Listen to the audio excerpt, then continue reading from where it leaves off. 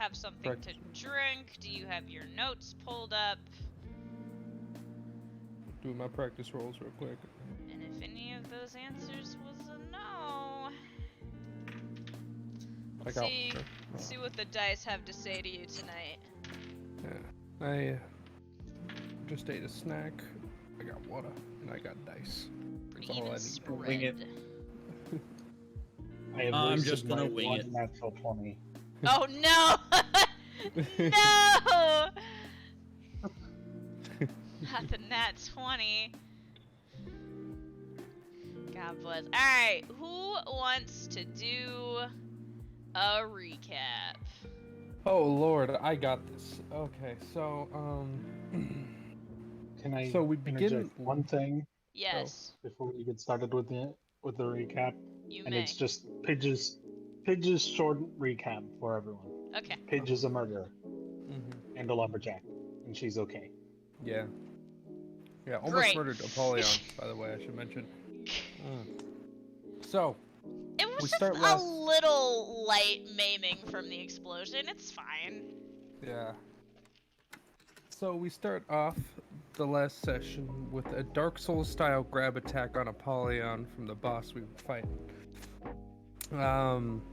Immediately, well, I mean, we go through combat in the normal ways. Apollyon ends up coming up with the idea of trying to show the monster his own reflection, as a clever way to figure out how to defeat the boss. That falls through, so with the combined effort of the entire party, we beat the shit out of him, and then Apollyon throws him into his own personal hell, and leaves him there until he's like on the brink of wanting to kill himself, probably. Before I let him out, and Pidge does the job for him with a bunch of trees, which I don't know. I still don't know how that happened. That was a good time. Almost got Apollyon, but he dodged enough of them, and then the bird is no longer a bird. It's more of a pile of nothing on the floor. And then they went inside. After some time, Apollyon finally starts to lose his own mind, and starts to go a little cuckoo crazy. Not so crazy for Cocoa Puffs, more crazy for specifically that one girl in the party, for lore reasons. And then they start arguing over the scroll for about the rest of the session, before promptly coming up with the idea to just destroy it. And that's it. Yeah. And there were great riddle puzzles. There and was. the combat totally lasted like 3 fucking hours. Yeah, and the combat didn't last nearly as long as our riddle argument, not the scroll argument. Yeah, not the riddle argument, the scroll argument on what to do with it. Yeah, that lasted the longest. And then also there was the corpse of the child, or should I say, it was all over it was everywhere. All over So here was my question with that. Dogs. I thought that Pridwin was gathering the corpse, but then he stopped gathering the corpse because it was all over the walls, and then you guys decided to leave it in the cabin when you destroyed the cabin, question mark?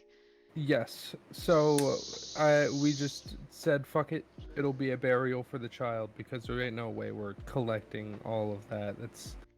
Got it. Yeah, it's like somebody's head gets blown in pieces and you're trying to collect every single piece. It's not gonna happen ever. That's fair. That's fair. I'm not questioning. I'm just making sure that I had that right in my notes. Oh, you do. Yeah. Okay, so I'm fairly certain at least. But... we are gonna go ahead and get started then. So you guys collectively were on your way down the mountain in the middle of a whole lot of snow. It had stopped snowing for a little bit, and as you guys have begun to descend back toward the village, it started snowing again.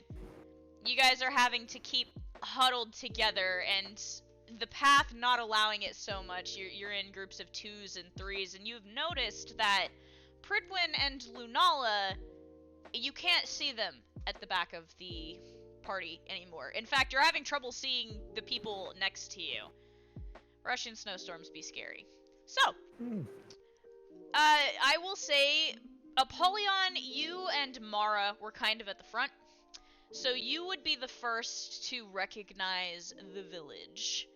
Or rather, the glow of fire from a windowsill nearby, heralding your arrival back into the small town that you have come from. I think we've returned from absolute hell. Pidge, you, following very closely in Xavier's, leg strides, because you be small. You're following through his path in the snow, and you and Xavier and Solon also are now able to see the entirety of the village. It is, I would say, probably it took you guys a while to get up and down, so it's probably afternoon. You can't really tell because of the blizzard, but it's afternoon. What would you guys like to do?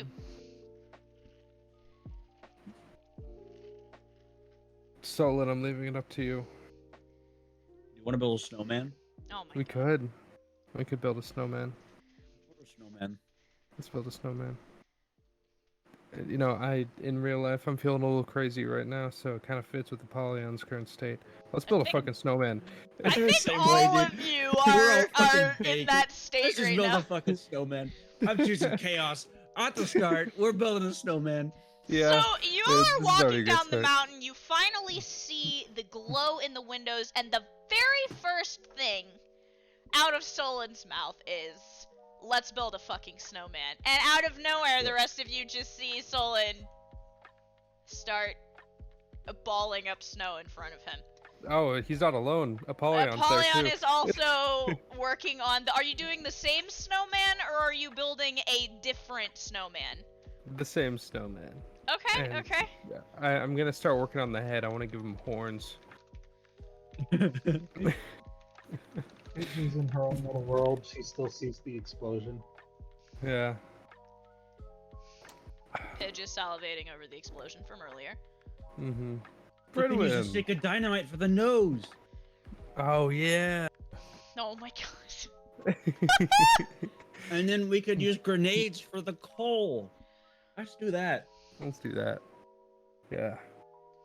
No, this shit is it's getting too batshit insane. We just need to... Let's build an exploding snowman. An Yeah. exploding snowman. Okay.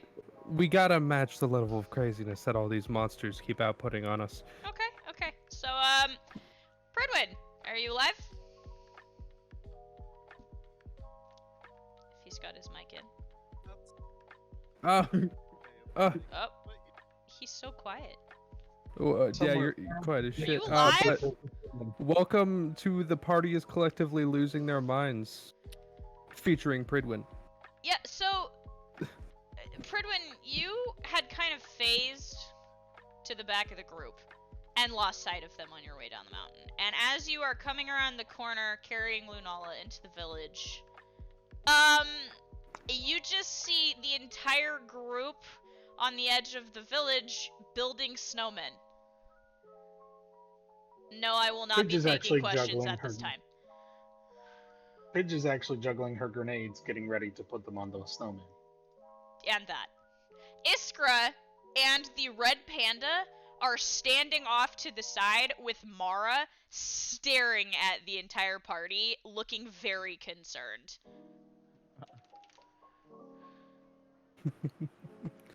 Mm. Guys, You're quiet, but I can just turn you up maybe. Hold on. Okay, speak. better? A little more? How about I feel like he's getting quieter. I'm not quite sure. He's like, at the very end of his sentences, he'll like cut out. that? Fuck. I can hear him, just really quiet. Ah, Huh? Is your like jack plugged in all the way, or are you Bluetoothed? Then Huh. In. where to go? Maybe leave and rejoin, and then like fuck with your audio settings, your voice settings.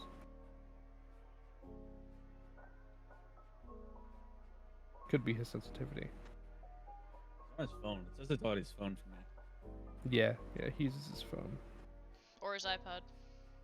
Yeah, his iPad. That's right.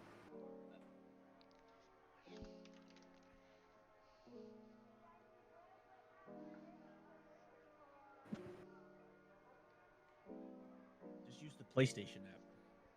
It's worse on there for him. Is it really? Yeah, Yeah. his worse. Yeah. That's why I use my phone.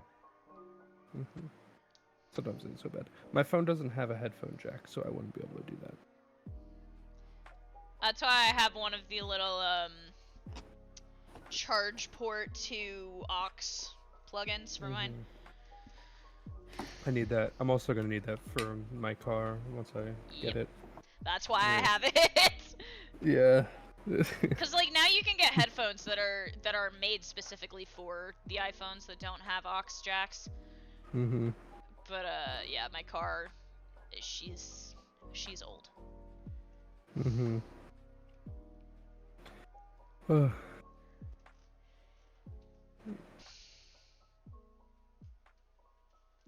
I think he is having issues. Well, I guess we'll wait. Snowman, how's the snowman doing? I can roll for snowman. What a great question. How is your snowman doing? I would like to know. That is a natural 20 for snowman. Oh, what? What? We're going full chaos this I session. have a question. I have a question with that nat 20. Yeah. Did you, when you put I the also have Rhoda arms- 20. When you, oh my god, when you put the arms on the snowman, how were you holding the sticks? It's a very important question. How was I? What? Rephrase? Okay, so you know how you build a snowman, you stick all the parts in the snowman to make the different appendages. And when you make arms on a snowman, you stick sticks into its side, right?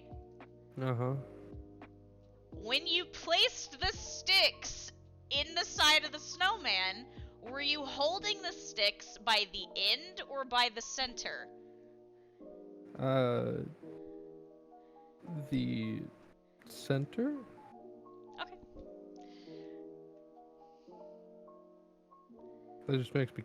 Did I accidentally create like a fucking Jack Frost or something?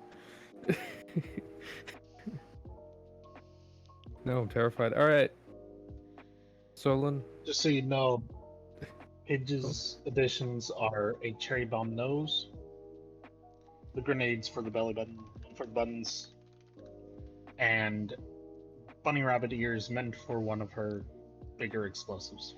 Quick question, how many snowmen are currently standing with your nat 20s? I was working on the one with Solon. I want to make it like a masterpiece. So you and Solon have one, Pidge has Yeah. one. And it's just the two? Okay. Alright. So go ahead and describe your snowman between the two of you. What would you like this snowman to look like? And I mean it can be an absolute masterpiece.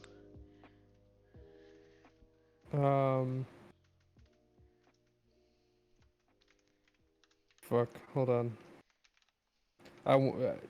Solon. Any ideas? Any takers? Unless Am I you've got luck- like a picture or something. It's gonna be Jack Frost from Persona.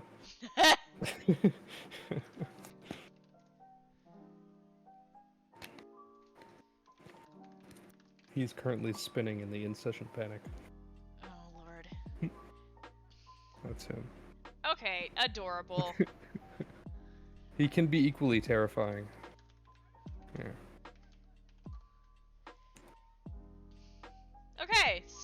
you have a masterpiece. Pidge, yours is beautiful, just in its own special way. So yeah, Pridwin, are you alive now? That's a good question. Am I? Yes, you sound fine. You Actually. sound better. Yeah. I can turn you up on my user volume. Yeah, he's coherent now. I've like turned myself up to maximum volume. I'll just turn you up to maximum volume on my end as well. Weird. It's all good. I can still The hear. funny part is it's gonna start working, and then you're gonna lose your eardrums. Yeah, I'm gonna lose my hearing temporarily. Okay, so yeah, Pridwin, you and Lunala finally make it down the mountain, and this is you see two snowmen. One is they're magnificent. Both of them are magnificent, but one of them is just artistically pleasing to look at. What the hell is everyone doing? We're building a snowman. Right No now. need to question. No need to question. So would any of you like to roll perception for me? Sure. Given what Pridwin knows, he's very concerned right now. 12. There's a 16. Oh? Prid, did you roll? Mm-hmm. What did you say? 18. 18. Okay, 16 and 18. So you guys look up, and it's kind of that comical moment where like Apollyon and Pridwin make eye contact as they both look up. And then both of you kind of like look away from each other just as quickly so as not to be awkward, which makes it more awkward, and you realize there's like 12 people from the village that are just sitting and standing around the houses that you're closest to, watching you and also looking confused. They're just as confused as I am.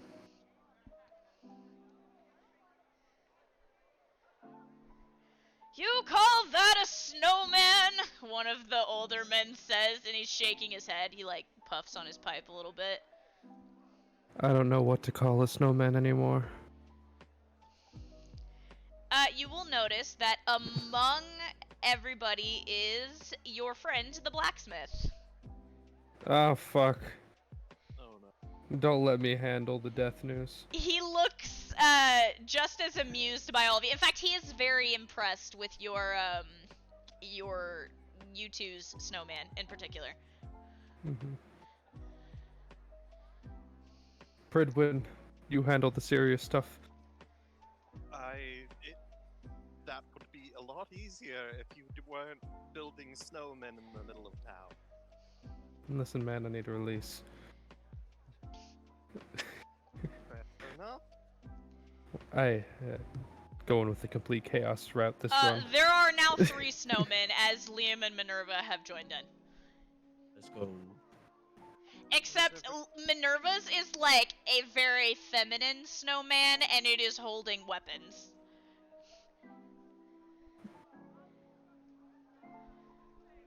Apollyon will grab his dwarven spear, and he's going to place it with Minerva's snowman. Hey, it has even more weapons now. Yes. The blacksmith is very amused by this. He likes the weapons.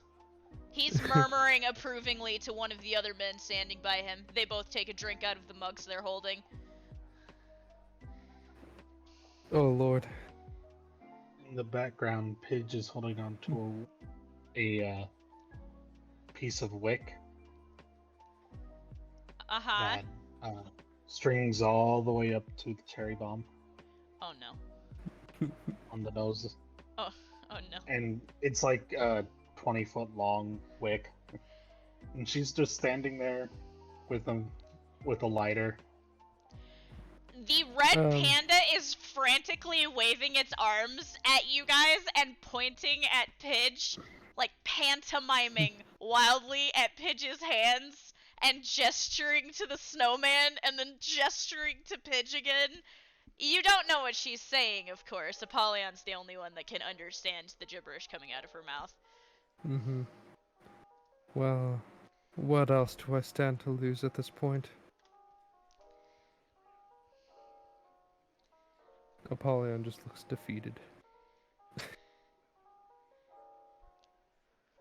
So, yeah, everybody's kind of standing around, looking at snowmen.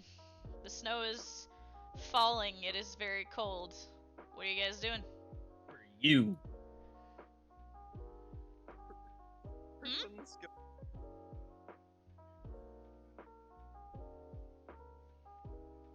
What?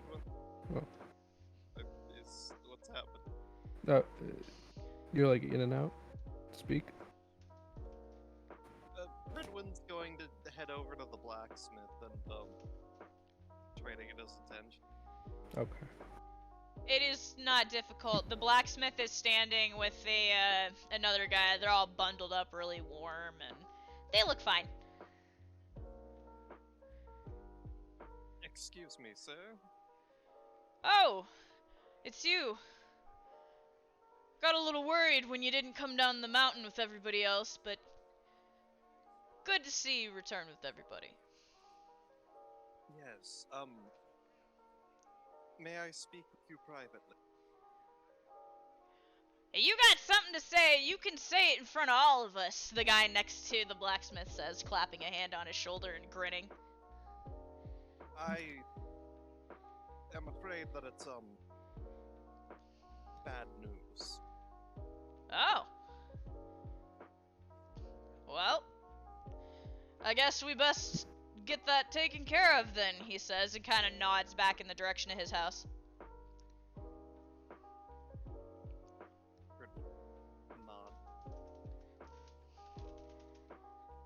Nod. He just starts walking. Yeah, Pridwin will follow him. So, the two of you are walking towards his house. It doesn't take long. This is a very small village. She's attempting to light the wick, but the wind and the snow just keeps putting the lighter out. The wind before and the she snow engages it. and the red panda frantically blowing in the opposite direction of the lighter without trying to let you notice that she's doing it.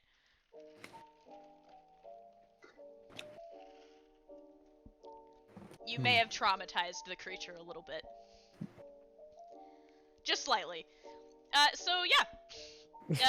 Pridwin, the blacksmith, gestures you into his home. And he walks over to the fire and kind of rubs his hands together a little bit and warms himself up. Pridwin takes a deep breath and steps in and says, as we journeyed up there,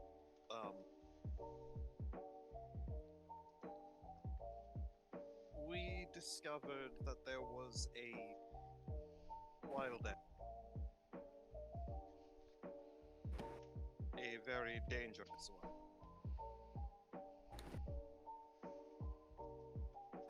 Okay. And I mean, you told me you were going looking for wild boars, so I'm glad you found it. it wasn't a boar, but Oh no! You didn't find the boar? no. But you came But- back! Well, this was more important. Building snowmen was more important than the thing you came all the way up into the mountains for? No. Delivering this news was. We found your son.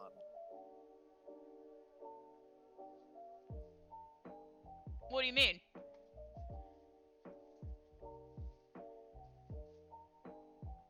It appears that during his trip up the mountain, the beast found him.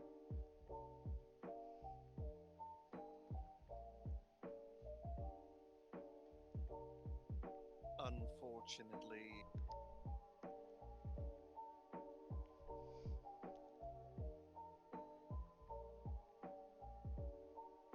we were unable to recover the body, but if it's any consolation, it doesn't appear that he suffered. What do you mean? Like... It's not a very funny joke, man. I'm afraid it isn't a joke. What did the body look like?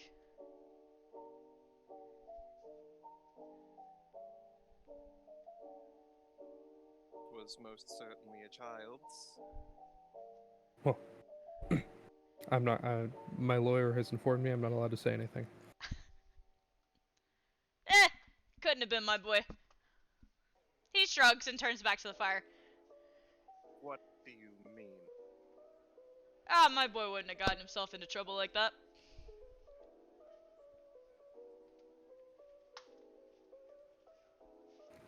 If you're certain, however, that does still mean that there is a child's corpse up in the mountains. You just left the body up there? As I said, we were unable to recover it. A lot of bodies get left up there. Huh. I'm sorry, this is a normal occurrence? It's Russia.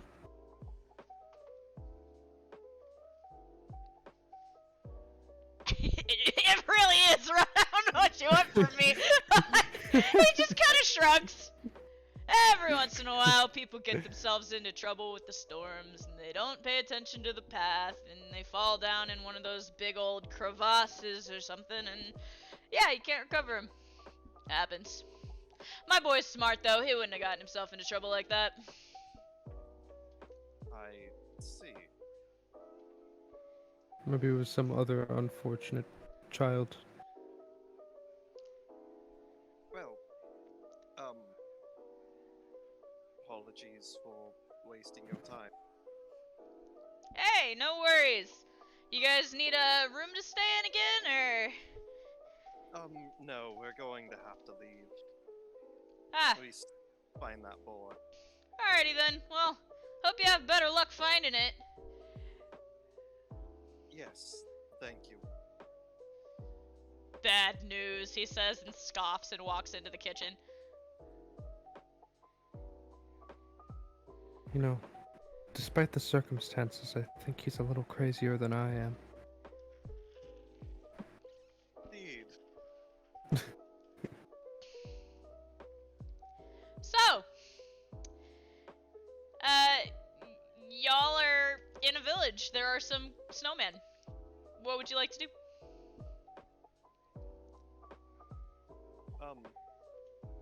Hang on, so is Apollyon just like with Bridwin? Yeah.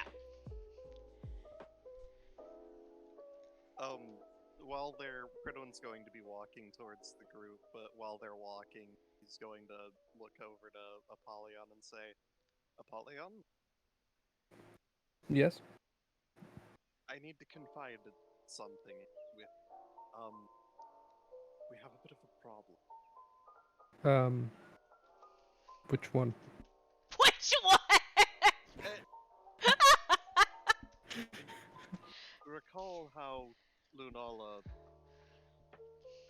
her eyes started glowing and she said we were being hunted? Ah, that would be problem number 3 since we got here. Yeah. Or was it well, 4? I lost track. Regardless of which one, or which order it came in, it is probably going to be our main problem. Ah, Apparently, that thing that's pursuing us, it's been pursuing us ever since we crossed the border. And Lunala is the only thing keeping it from finding us. Interesting. But Do we know what it is? no clue. However, it appears to be specifically looking for her. That So- is less than ideal. It could witch hunters, it could be something that knows what she is after her, or it could be something worse. Well, if we find it, I guess our only option is to kill it or talk to it, which is unfortunately the only options we have these days for anything. Well, I'm concerned that we won't be able to do either, and ideally, it'd be nice if we could just avoid anything altogether. Uh, However, in order to do that, Lunala needs a spell up, and I'm sure you've noticed he's been completely exhausted trying to keep it up. yes. She can't keep that going forever.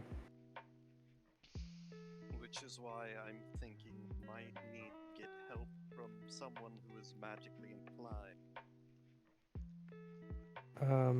Does anybody around here know any wizards?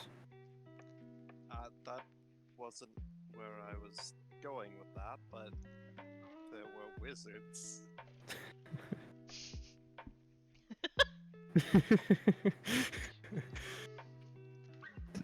Well, I don't know.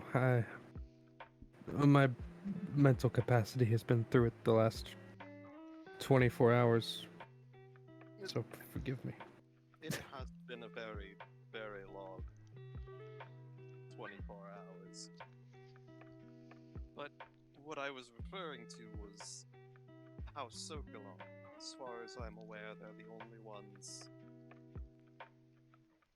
within the confines of this land that are particularly knowledgeable in magic. And didn't we just...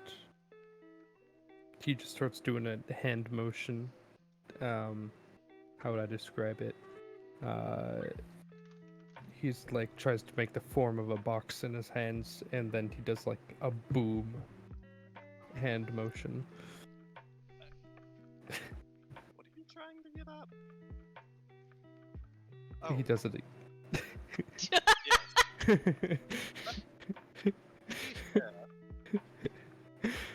We thought it was a trap. It probably was. I still do not regret doing it. And besides, regardless of what it was, we figured out what it was, and it wasn't anything important to. So it's not like they're going to be mad at us for not retreating. Yeah, true. Well, they can kiss that scroll goodbye for probably forever, unless it's like a trick or something. Maybe they have a bunch of these scrolls lying around to trick people with. It would be comical, almost. I will add, you guys have made it back to the snow center of the snowman. Now there are 4 things to look at as another addition has happened because Lunala has passed out, and you're not sure who, but somebody has made like a snow bed around her and buried her in the snow like she's under the covers. Hmm. Who did this? She is completely out. I'm surprised I didn't find a crater out here. Pridwin's going to pick Lunala up. Yeah, you pick her up. She does not even flinch. She is out. We need to get moving. Why? What's up? Minerva looks at you. Because every second we're not running, they are rapidly approaching. That is the most terrifying sentence I've heard all day. Yeah, could you maybe not say it like that ever again, Liam says?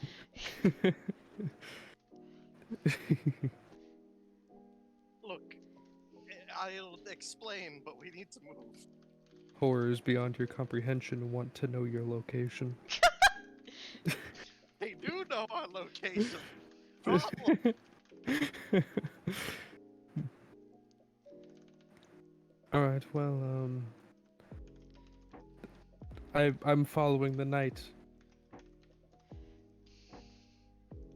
We're going to head back to the town and find the guy that sent us on this mission and tell him what happened. Oh, okay. That's gonna be fun. Who do you think's gonna kill us first? So we're going back, right? Iskra says from beside Solon. I think so. This course of action. Well, good nothing. I made a portal, she says, and starts walking. Oh, those could come way more handy way more often.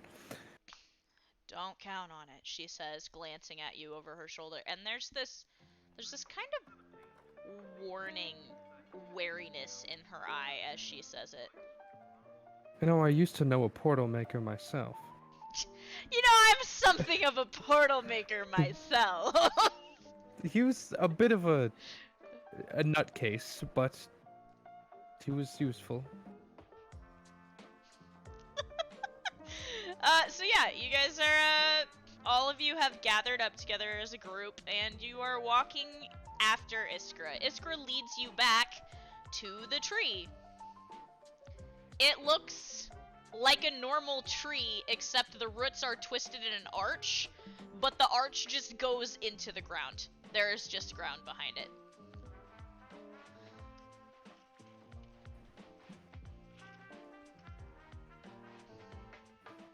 You guys Going ready first. to go? She says. Yes, I believe so. You see her So, reach up and slide her fingers up against the bark and close her eyes. You almost hear a hum coming from her, but it doesn't sound like she's making the hum verbally. And all of a sudden, the earth looks darker inside of the roots.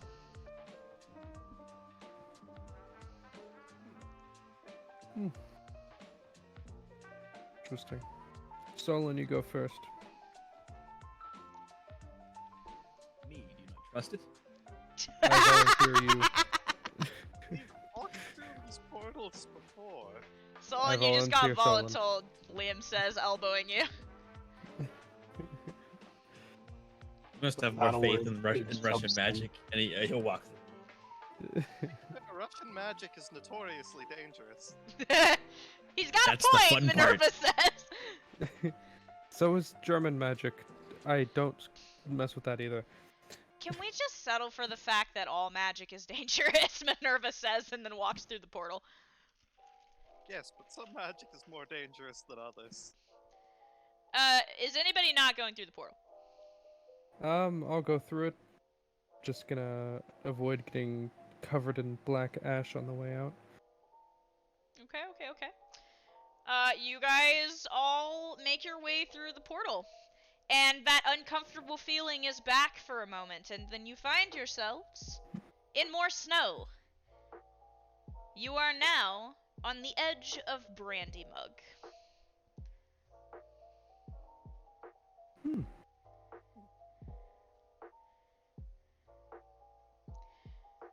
Pridwin, as you guys step out into the snow, you feel something against the back of your neck. Oh? Bandit has scurried up onto your shoulders and is almost fearfully trying to burrow himself between your neck and the back of your armor.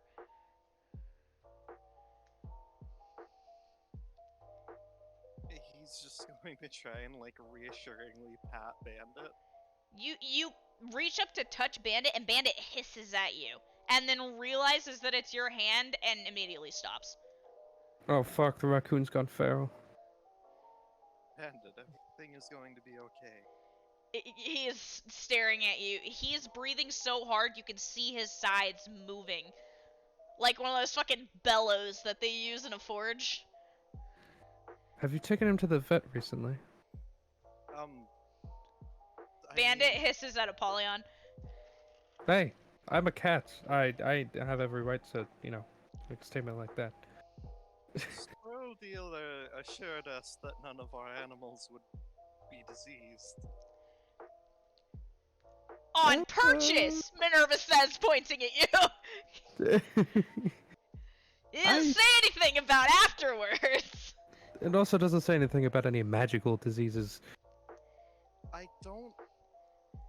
I mean, is it even okay for a raccoon to be in solid plate armor this long? Like, have we even thought about that? Are you supposed to air him out? Like... We've tried taking him out of the armor. He doesn't let us. Oh my god, we don't know anything about taking care of a raccoon. Minerva says, putting her hands on her head and starting to pace in a circle. Hey, I used to know a raccoon myself. You know, I'm something of a squirrel dealer myself. I used to know a raccoon. I knew a squirrel god at one point. Don't like him. So, yeah, the rest of the group is just kind of standing there watching all of you. Iskra is the last one to come through. And she almost immediately kind of falls against your shoulder, Solon.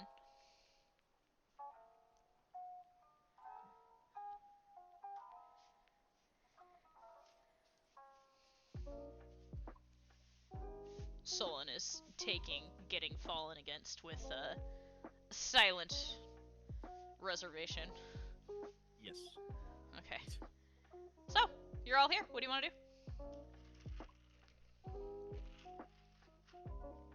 I guess Fridwin will probably just start heading towards the place where we met the dude last time. So, back into the abandoned village. Yeah. Okay. You guys start walking back into the abandoned village. Roll me a perception check.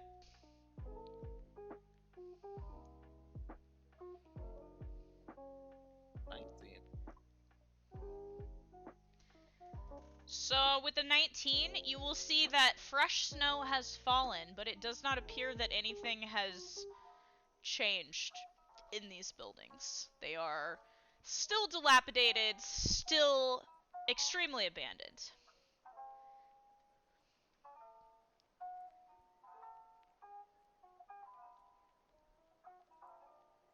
This place isn't insane. I hate it.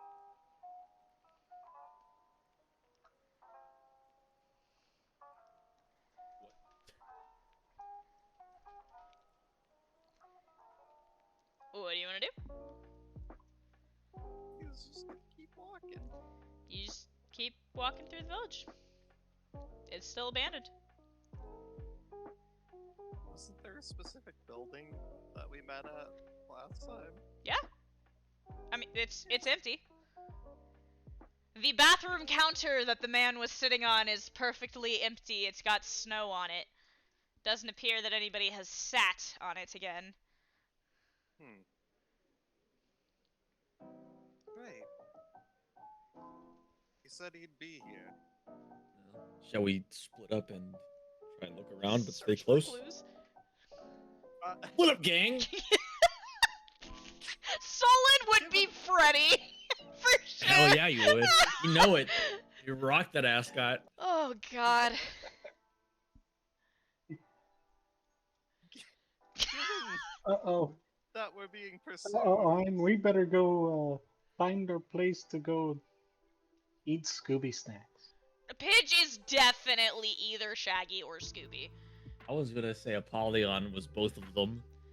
Pidge and Apollyon are Shaggy and Scooby together. But which of us is which? I mean, Apollyon can turn into an animal, though. So True. Pidge is Shaggy. Yeah. And Apollyon doesn't strike me too much. Actually, never mind. I'll retract whatever statement I was about to make. Okay.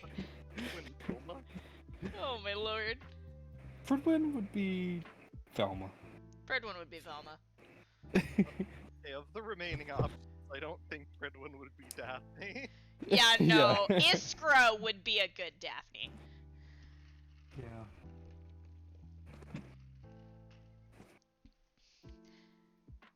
Alright, so, yeah. Y'all You know have, what? split up and started looking around the village, and it appears abandoned still. Mm-hmm. I think we split up, stay close, but search around, see what we can find. Fridwin's going to just try and... Well, I think we should probably try and stay in groups. Groups Is of two? Luna still unconscious? Is what? Is Lunala still unconscious? Very. Oh boy. Oh boy. I would like to have somebody who's awake with me, just in case something happens. I'll go with you, but I will tell you, I'm on the brink of absolute insanity, so don't expect too much from me. That makes me feel terrible, thank you. Yeah, I'm surprised you're not trying to keep close to Iskra right now. Oh, he's keeping an eye out in her area. Come for keeping an He's eye a in her poly. area.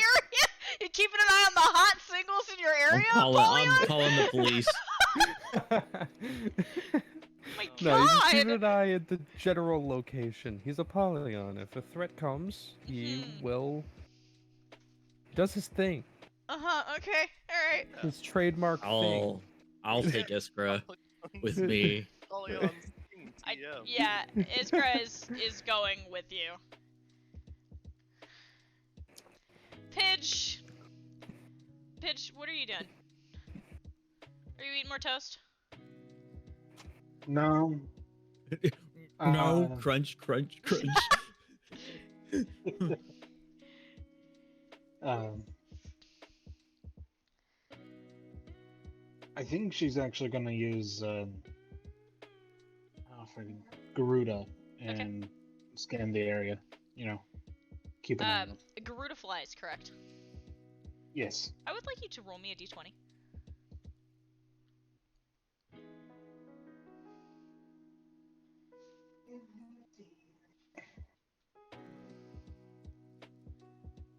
I'm doing great today. Doing great on rolls. Alright. Cool. So, I'll tuck that number away for in a minute. The rest of you, y'all just splitting up and walking around? Yep. Okay. Let's start with Solon and Iskra. Is there anything that you guys want to do or talk about? You guys have headed north. How far north? I don't know, how far north? Are you going past the village?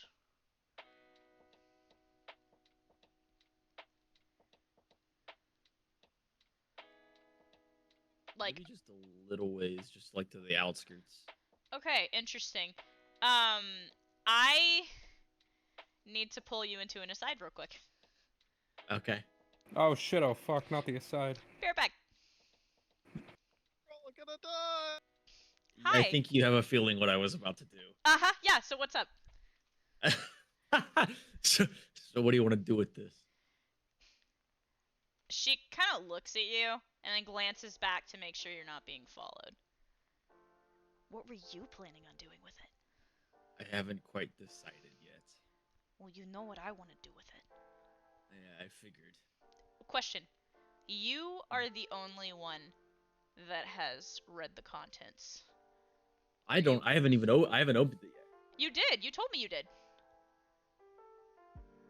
Last session, I strictly asked you if you were going to open it and you said yes. And I told you what was inside of it. No, you didn't. No, because we had that whole thing. I asked you what was inside of it, and you didn't tell us. Tell me. I told you! Where did you put it? Oh my god, hold on. No, I swear to God, you didn't tell me. I told you I would open it eventually. Okay, you wanna open it then? Yes.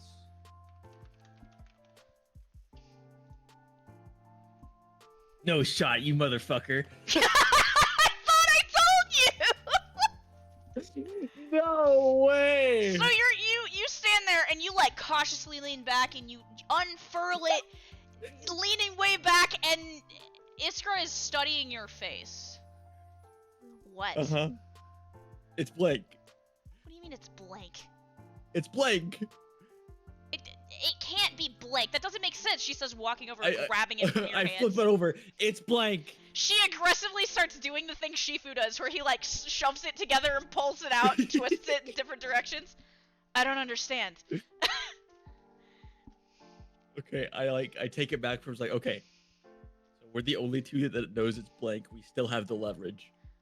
Okay, but what are we supposed to do with this? You can't take this back to the Auk, it'll piss him off. Precisely. But I might be able So to use was it this some kind again. of trick? Maybe. I told you, never trust the fucking houses. They're bad news. You don't have to tell me. What do you think I still have it? And they want to go and buddy up with them? Like, are you kidding me?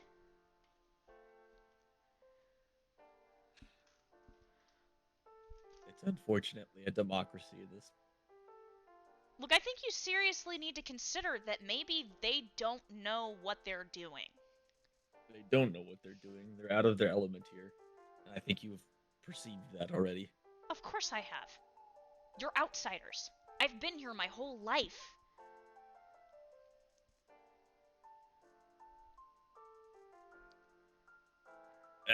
A tinge of offense washes over Solon's face. But we're here now, and we're doing what we can. And I will try to convince them of this plan. But, hear me out. There have been rumors that my older sister's alive and being held somewhere. What if we were to use this as leverage against the house for information? Not only information that would help you, but information that would help me find my sister. Ha! And you think the house knows about that? The house knows everything, and you know that. No. Some of the houses know things. The houses are a disjointed family. Half of them hate each other. A couple of them are in active wars against each other. Meaning they have spy networks. Correct. They know what's going on. Alright, whatever. So, we somehow turn this, gesturing to it, into a positive situation. We convince the bird shitheads to help us. We pry them for information and then what? We report back to the Auk?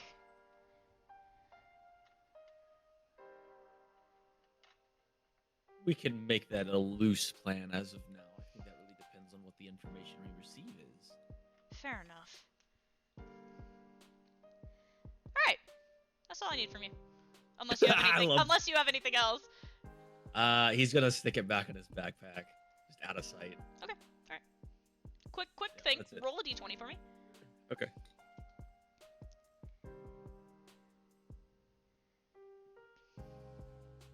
Uh, 15. I need to write that down. Alright, back you go. Okay. We have returned. Oh boy. Okay, so, Apollyon and Pridwin, you guys are next. So, you guys are, walking. Lunala is unconscious in your arms. I'm just looking around. You just, are you going past the edge of the village? I mean, Britain would probably try to stay inside the village. Okay. Because that's where I'm assuming that this guy we're supposed to meet would be hanging out. So, you guys are just walking through the buildings. Is there anything you want to talk about? I mean, if Apollyon's here. I am here. Yes. I was talking to the wife. Fair enough. Mm-hmm. Well, So, sorry, I did miss the last thing that DM said. What was that? You guys are walking in the village. Yes. That's pretty much it. So do you sense anything? Do you see any weirdos? Apollion. Yes. Every time I look at our group, I see this. Okay. Let me rephrase. Weirdos and maniacs that aren't us. I haven't seen any yet. All right. Also, above game, real quick, I had to ask because I noticed this last time. But is that an AI image of me? What? Is that an AI image of me? What are you talking about? The AI picture that you used for the guy we talked to last time looks a lot like the AI images I've taken of myself. Out of curiosity, I don't mind. I just think it's funny. I don't know what you're talking Oh? The one with the bathroom and the guy with the blonde and Oh, black hair. That's AI, I right? don't know. I have no idea. I just pulled it off of my. I pull random face claims and have a whole folder full of them to use. So I just pulled Because- one out of my folder. Yeah, because that looks like an AI image I took of myself when I still had half blonde hair. I thought that shit was funny. Anyway, continue.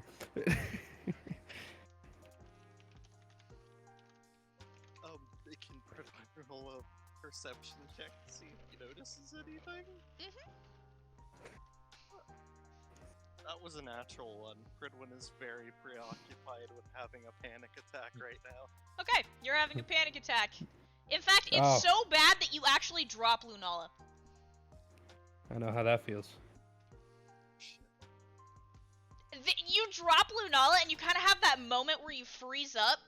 You're in like the, did I just do that? And then Bandit is on your shoulder, and Bandit just slowly turns his head to look at you, like the Stewie turn. Pridwin, did you just rotates his neck. did you just drop your wife, Pridwin?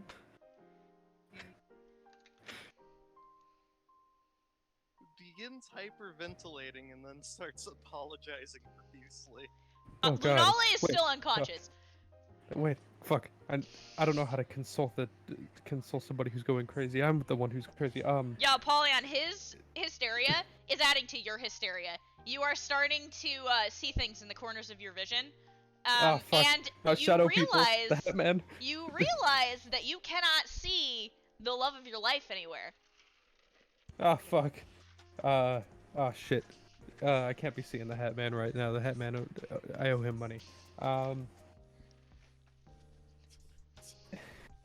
Yeah, so Pridwin just dropped his wife into the snow and froze up, and Apollyon is like spinning and looking around and really twitchy and looks like he's on drugs. Yeah, he did say the Hat Man thing in game. I did say that out loud. Apollyon? Apollyon. Get Uh-huh. it together, man! Okay, little bit of derail. You said the Hat Man, and all I think of is Dr. Facilier from the Princess and the Frog. That's immediately the image that came to my head. Oh man, you got a voodoo dude after you.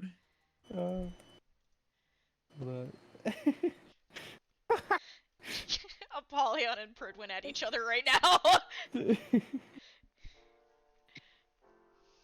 Oh my lord. You gotta pull it together. You know, you guys know that meme of the fucking meme it's playing the song Ballin' and it's got the guy with the fat ass and everyone's following him. The guy with the fat ass looks a lot like Dr. Facilier with just a different hat. Oh my god. Anyway, Anyway. Apollyon is tweaking right now and Pridwin is having a panic attack. Apollyon, I need you to calm down. Listen, man. I don't know if you've ever met the Hat Man before, but I owe him money. Batman real? Of course he's real. Just don't take too many Benadryls. I wouldn't plan on it. I made a bet with him a while ago. Anyway, do you want me to pick up your wife for you? I probably won't drop her. I have her. You have her? Okay, I wasn't sure. I'm just... Look, there is something actively pursuing us. And I am very, very concerned about having to deal with that. Is it the Hat Man? Don't know. Oh God. Man able to send switches? I gotta get out of here. Apollyon! I'm going to slap Apollyon across the face. Together, man! Okay. Thank you. Alright, where's the weirdo? Where's the weirdo with the half blonde hair? No clue. Okay, hipster guy, that belongs to the Russian fucking cult family. Where are you?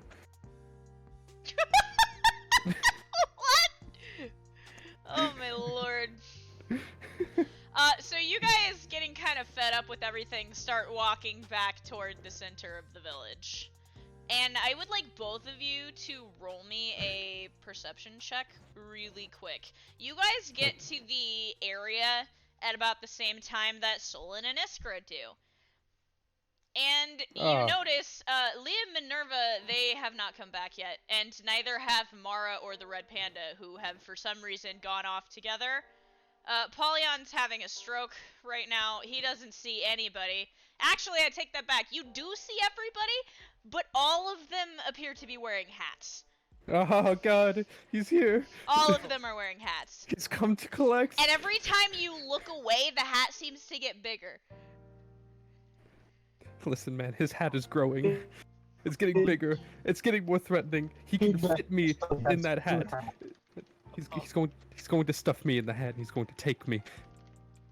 There is no hat, then. He's everywhere, man. I see him. He's over there. He's behind that building. He's in the alleyway right there. Oh fuck, he's behind you. Pridwin, He's would you behind roll? you. Oh, I get to roll again? Yeah, as you guys are going back, another perception check. 17? 17? Okay. I'm going to send you this really quick as you guys are walking back. I changed my mind. I don't want to pass that check.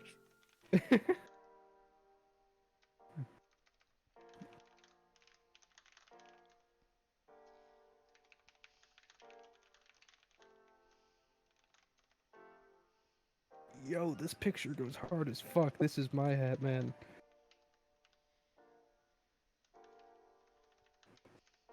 Yeah.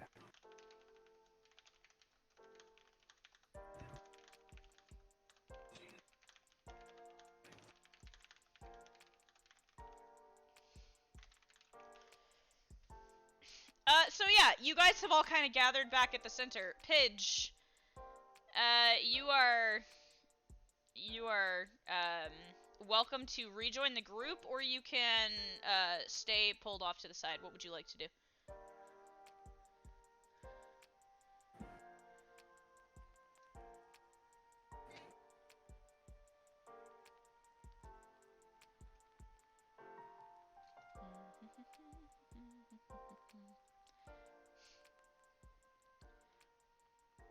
I'm being typed too. Hold on a second.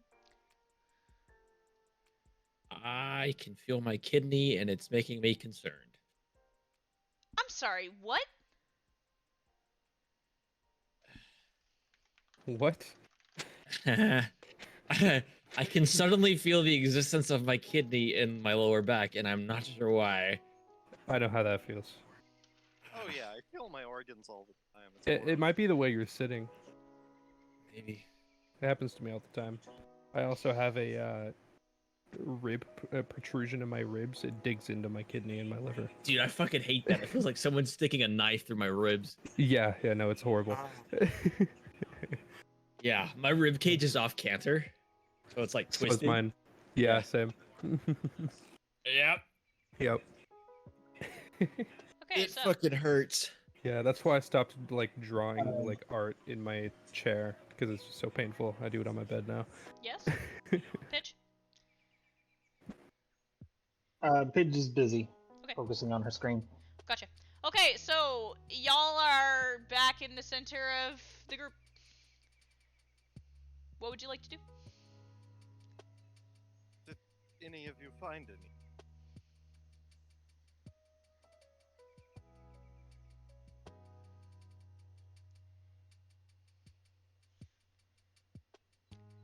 No luck, Liam says. Has surrendered his coat to Minerva, and he is trying very hard to not look cold. Minerva No, looks irritated that she has to wear Liam's coat, but she also looks very cold, so. Nope. No tracks, no nothing.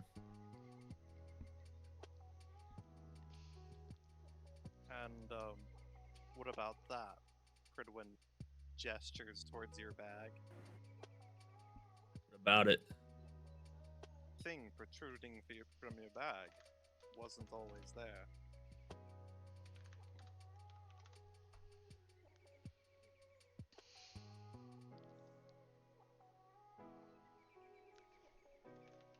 Solon. Hold on, I'm being typed to. Oh no.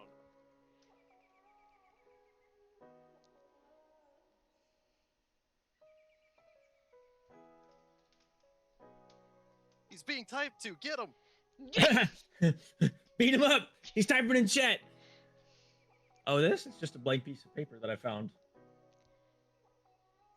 A blank piece of paper Correct. that was important enough for you to pick up. Correct. May I see it? He's protecting the environment, Iskra says, crossing her arms. Yes. It's actually it looks very similar to the scroll we found in the other house. I'm sorry. Yes.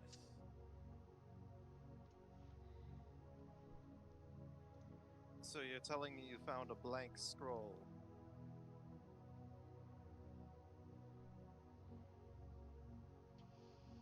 That looks like the scroll that we found when we were searching? Correct.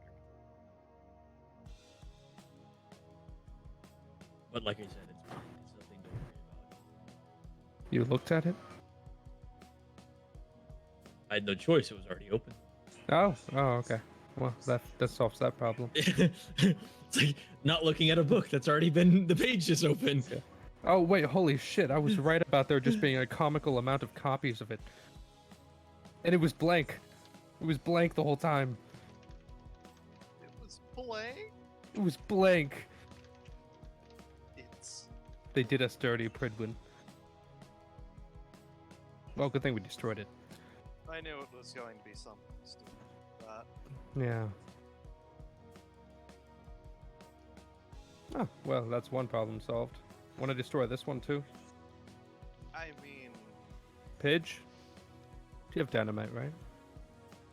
considering the fact that they aren't here to talk with us, even though that was what we agreed to.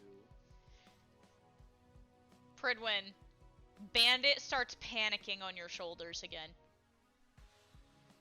Bandit. He cannot get into the collar of your armor, so he suddenly scurries down your arm and dives into the chest of Lunala's dress and disappears in her cloak. Suppose that works. Your wife still has not woken up. He's here. You hear what sounds to be maybe the beating of a drum somewhere nearby. Why is there a drum?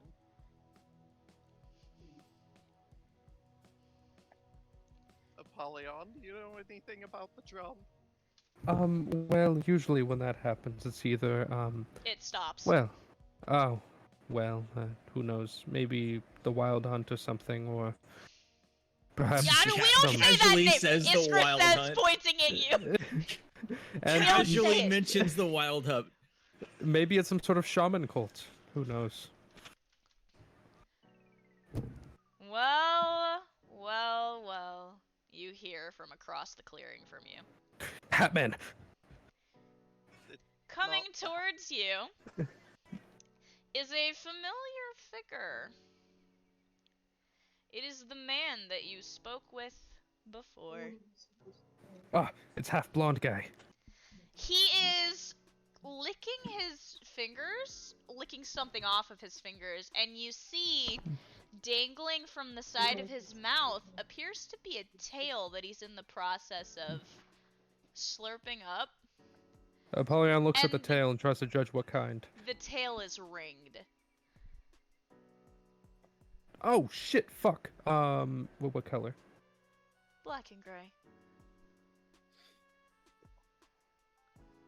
Don't mean to alarm you, but I think that is a raccoon tail. Everyone's just like looking with disgust. The man, you notice that there are large wings behind him and they retract and disappear behind him. Oh, classic trick. I'm surprised to see you all again. I really thought that Altus was going to tear you limb from limb. Yet here Well. you are. I'm kind of good at surviving those sort of things. It's kind of our job to deal with monsters like that. Quite. So, he looks at you expectantly. Well, unfortunately, during the fight, we were unable to retrieve the scroll. However, I don't think that that's going to matter much to you. Is that so? Well, it clearly wasn't anything of actual importance. It was defended by a lock that could have been solved by a fifth grader. I should also ask actually, do you just have a comical supply of those scrolls in a vault somewhere? Whatever do you mean? Solon?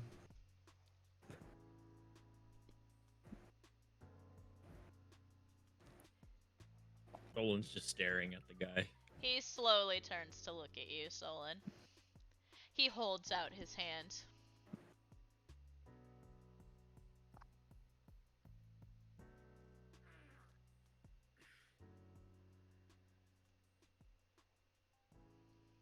If you want this, it's gonna be a transaction. Oh, is it? I thought the terms were already clear. You retrieve the thing that you were asked to retrieve, and I grant you access into the territory. Was there some misunderstanding? Are you eating your pizza? Huh? Are you eating your pizza? Yeah. The terms of the deal changed when we were attacked by whatever beast you had guarding the. Now, I warned you. That was part of the initial transaction. If you were not prepared for such a thing, then that's your own fault. Isn't that right? He says, turning to look at you, Fridwin.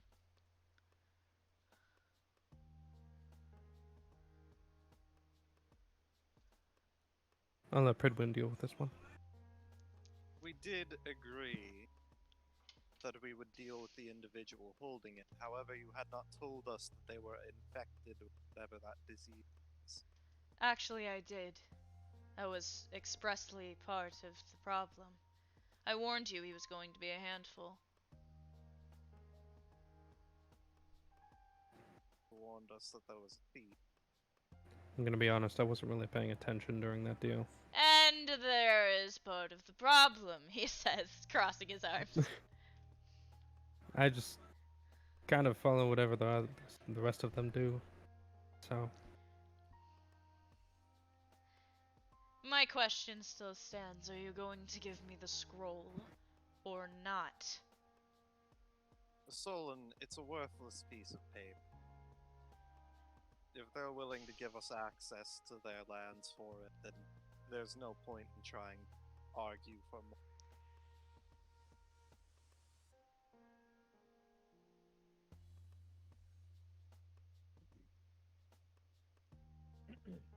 I need to get home. I'm gonna look at Iskra and just like gesture like, what should we do? Iskra looks at you and then shrugs and nods toward him.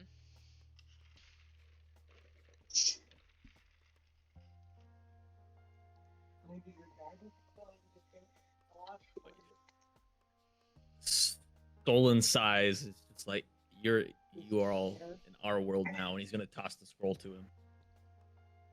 The man catches the scroll, and you notice for just a second that his fingers, they look more talon-like as they clasp the scroll midair.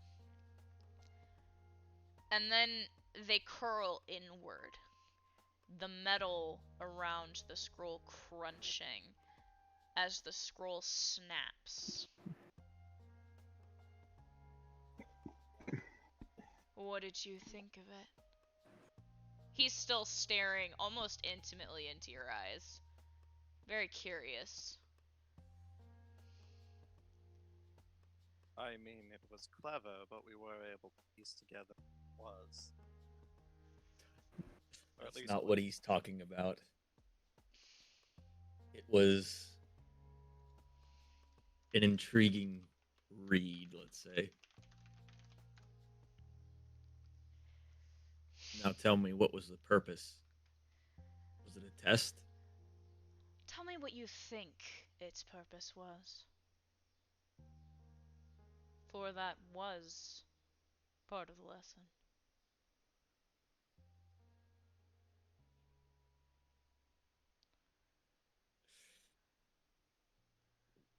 Well done. But it's going to take a lot more than that to restore confidence in my abilities, or any of us, or our abilities. You'll do.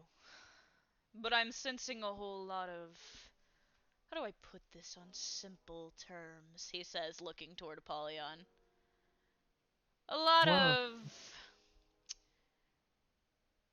discoordination among your little group. You're not really vibing with each other. You're not matching up on wavelengths, so to speak. I suggest that you get that under control before entering our territory. it's a bit different. We're on a completely different wavelength to most people. Ours is more, how should I put it? Have you ever gone to an insane asylum before? I don't deem that worthy of a response. Exactly. Let's suffer one more inquiry for me, if you would. Before I'm sure you will inevitably just disappear on us. It's possible. I've heard rumors that my sister lives. Where? The guy looks you up and down, and then he goes, I'm sorry, who are you?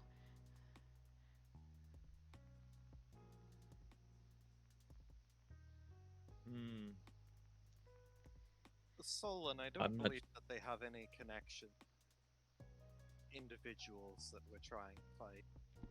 Yes, but why test me specifically? Why throw this at me specifically? It wasn't thrown at you specifically, my boy. It was thrown at all of you. The reason I am, or rather was, speaking to you directly is because you're the one who snuck the scroll out of the cabin and then opened it without your teammates' knowledge. Good one's looking at Solon now. That's one story. You think I didn't monitor the situation? I'm well aware that you were monitoring the situation, probably all the way to the cabin and back.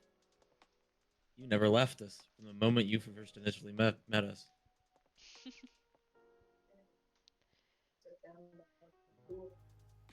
And thus I my might not. question remains, do you understand the lesson or not?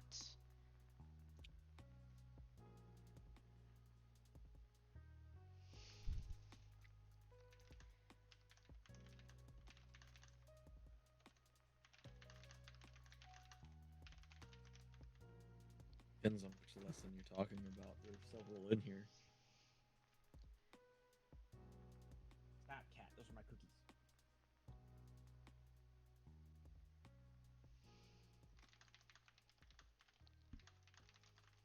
Cat's trying to steal the cookies.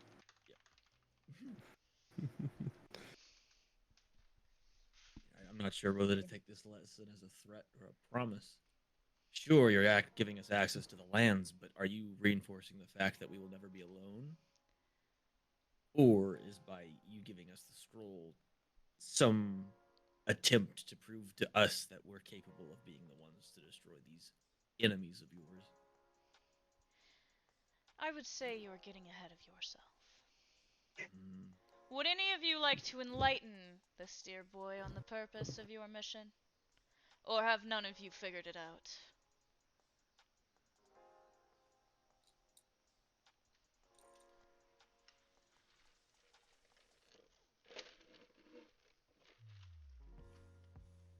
Apollyon's still on the brink, so I don't think you should talk.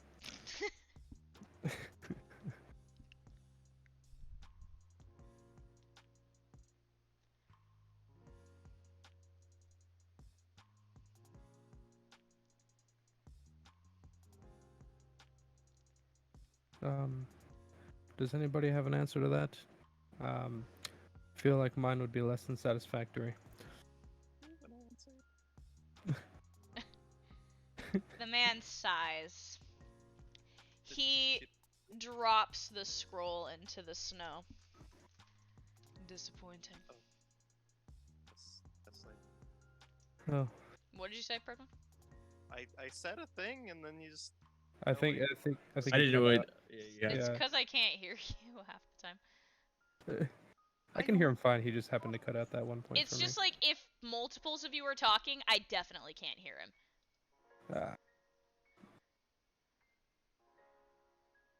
Pridwin said, I'm assuming that you're trying to get us to find a way to stop this disease. You're thinking big picture. I simply wanted to point at the initial point of this mission, which is the fact that I need to know if I can trust you. And not just you as a whole, but you, the individuals. And I have been left lacking. Well, Afraid, but I'm also disappointed. bit of a rebuttal to that. In an area like Russia specifically, and this area, can you really trust anyone? It would be a miracle if you ever could. Which is why I am still upholding my end of the bargain. You did, technically, do as you were told. You went, you retrieved the scroll, and you returned it to me.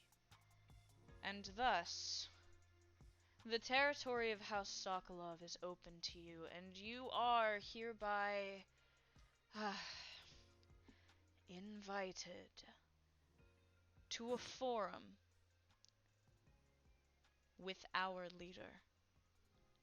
Oh, politics, interesting. It I haven't done that in about seems 20 years. they think they can make use of your skills.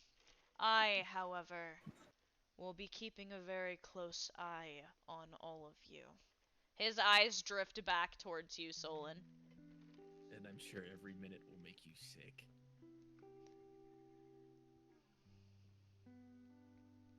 Well, this will be interesting. Lead the way. You expect me to walk? I don't really expect too many crazy things. A lot of people can fly. They crawl. They dig. Old people. Old people. Why not get your lovely little friend here to make you another portal? He sneers over at Iskra. Iskra kind of bares her teeth almost animalistically at him, and he chuckles.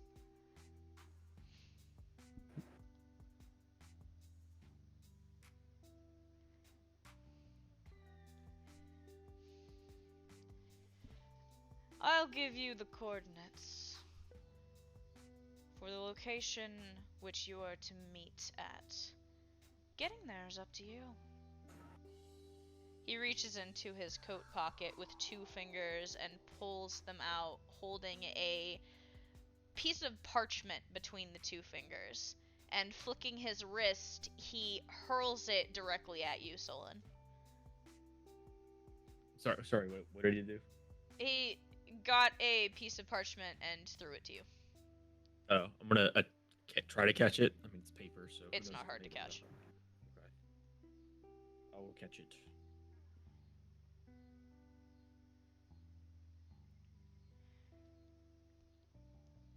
So you catch it, and you open it, and there are coordinates written on it. And there is also a name, a location name, which is... Hang on, and open the goddamn... Where did we put the maps? We put it in. Important documents? No, it was layout pictures, I think. Nope. It was art, maybe. Is it art? Let's find out. Where did the map? Yeah, they're in. Okay. Yeah. So yeah. you, on the piece of paper, you have coordinates, and then you have Inessa's forum. written underneath of the coordinates. Oh. Close to the killing grounds.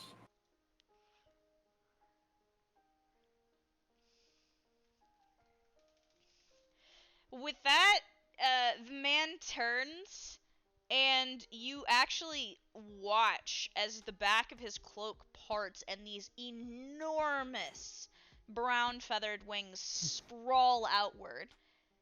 He kind of smiles to himself and then lights into the air and disappears. Whispering to Pridwin, he says, I don't know, man. I think my wings used to be cooler.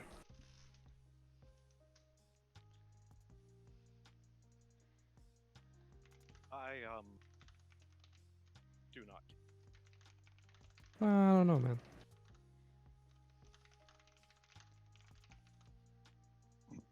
Not hitting all the fashion marks, you know? Fridlin's just going to start walking. Where are you walking to? You don't have the map. He just starts walking in a nondescript Just direction. starts walking in a He direction. just Forrest Gumps it, like he's just going. The bottom caption, man. It's going to be heading towards the he's heading back towards the portal tree. So if you're heading towards the portal tree, Iskra this time looks at you and goes, "Where are you going?" Somewhere. I think he's about to have a mental breakdown. Sorry I asked, she says, raising her hands and walking away from you. I'm assuming that we need to use the gate. Can they not be reused? I don't think you understand how this works. No, I do not. Imagine a door. One side of the door is one area, and the other side of the door is another area. If you open the door from either side, it's still gonna be the same area, right? So you need to make another. Yeah. Except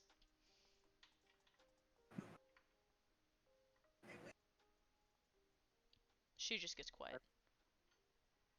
I will provide you with any medical aid you need to ensure that the toll isn't too great. I will start looking for a suitable. Iskra just stands there, kind of staring. Alright, everyone. Before we go, I would like to call everyone for a meeting. You all are standing in a huddle. Alright. So, we're about to go into the heart of the Sokolov territory. And although that guy admittedly was kind of an asshole, he did make a point about our sync, if you will. Our inability to trust each other. Fridwin looks over at Solon again. Let's ignore that. For now, we need to focus on our teamwork, because if we somehow fuck up, especially while meeting up with our leader, we will be likely eaten alive. A simple mistake out here could mean the end for our group, so let's work on morale and teamwork if we can and while we can. I'm not sure exactly what everyone needs amenity-wise, but I am open to ideas. I'm going to look for a tree. You're going to what? I'm going to look for a tree. Take your pick, I guess. Iskra is still standing there, kind of 1,000-yard staring.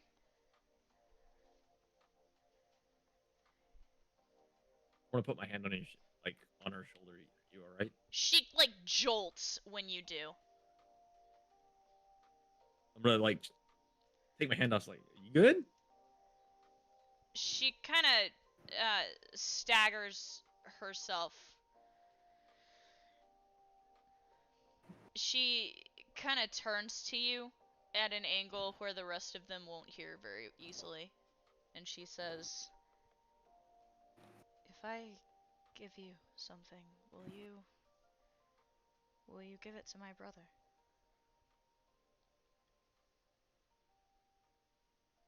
Hold on to it for you to give it back to him when we get back. I'm not sure that's going to be possible.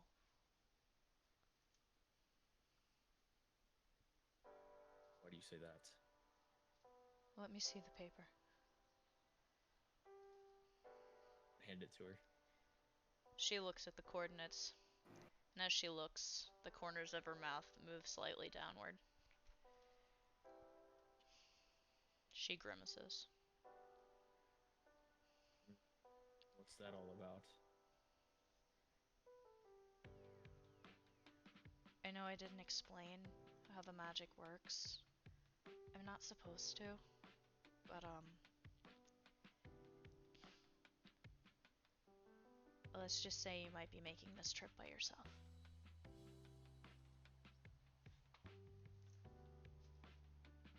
What does that mean? Like, visibly concerned. She reaches up and grabs at a chain around her neck, and she pulls it off and holds it out to you. Mm-hmm. She is holding a necklace out to you. Okay, that's a nice necklace. What does it mean? You look at the necklace, and the what is serving as the pendant appears to be the tip of a crossbow bolt that has been sawed off to make a shape. On the tip of the bolt appears to be writing.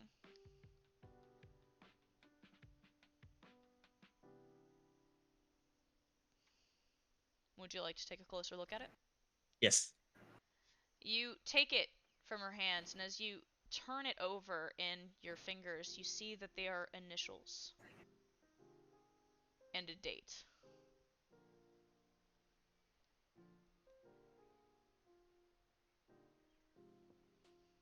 What are these initials? What is this date? They're mine. Animals like to go for the head, so we keep our identification on these just in case.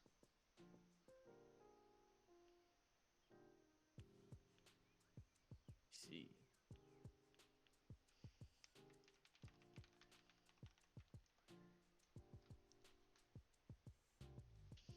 I'm gonna like put it around my neck.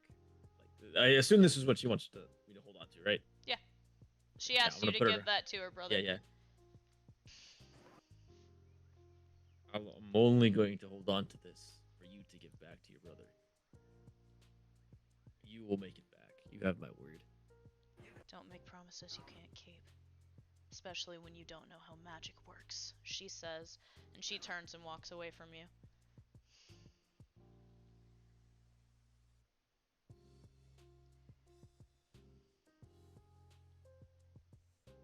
Oh, she would explain it to me. Huh? She dodged the question every time I asked.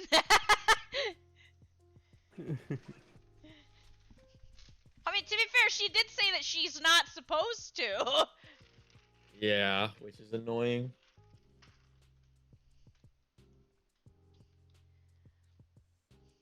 Iskra comes walking over toward you, Pridwin. She has a hard set look in her face. Did you find a tree? Did I? Not that you know what you're looking for. You have found many trees. There are a lot of trees. This whole area is a forest. Quite frankly, I was interested more in finding a moment to myself. Tree. Ah, right. She turns away from you and starts walking in another direction. Birdwin, you are standing off to the side. She has now left you, and you are holding your wife. What would you like to do? Question. Hmm? I said good question. Ah.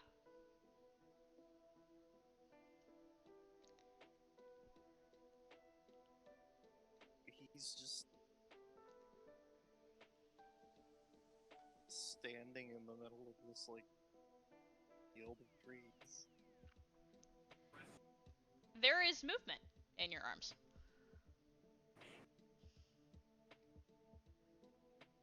Nala?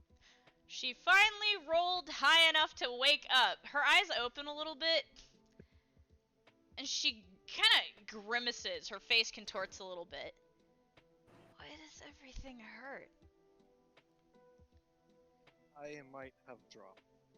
What do you mean you dropped me? She says, looking up at you. I was having a bad time. Are you okay? She, like, moves out of your arms immediately and starts looking you over. Why is Bandit is, like, laying on her chest? Physically, I am fine. Okay.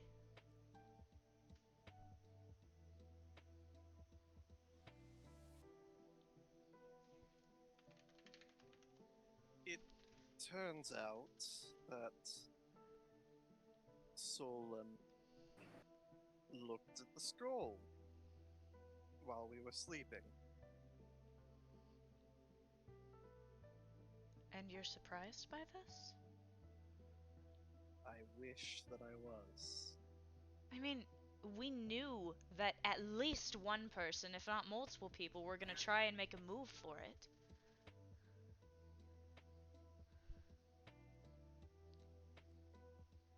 And yet, instead of telling, kept it hidden. And this surprises you too. We're supposed to be a team. Fredwin, he's new.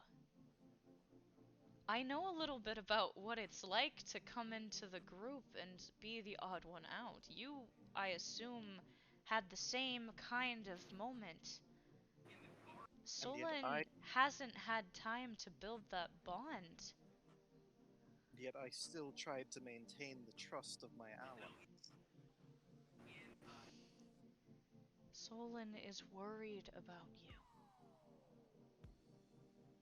Me? He's worried about the group, love. He knows what we're dealing with, or at least what we would have been dealing with during his life here. And we haven't exactly heeded his warnings. Can you blame him for being upset?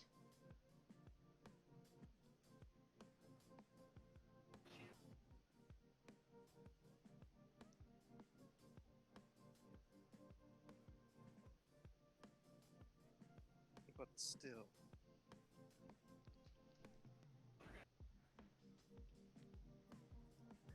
It is upsetting. I understand. You wanted to trust him, and he did something that made you feel like you couldn't.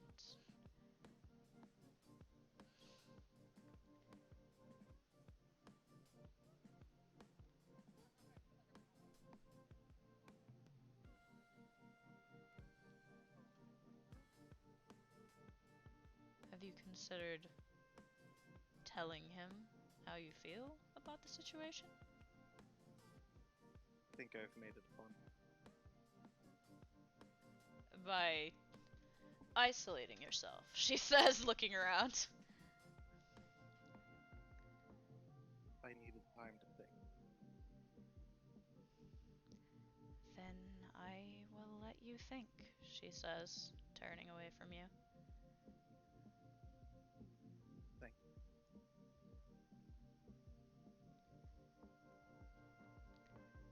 And you are by yourself. Apollyon, what are you doing while all this is going down? Here, one sec. Go to like Solon or Pidge. I'll. Pidge, what are you working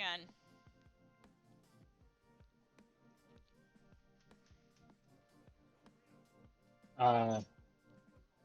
I've got the little controller pad with the screen sitting here watching what was the exchange and now is just an empty area. Gotcha. And I am distracted with a bunch of parts Gotcha. that are slowly getting put together. You have assistants. A pair of paws are helping you.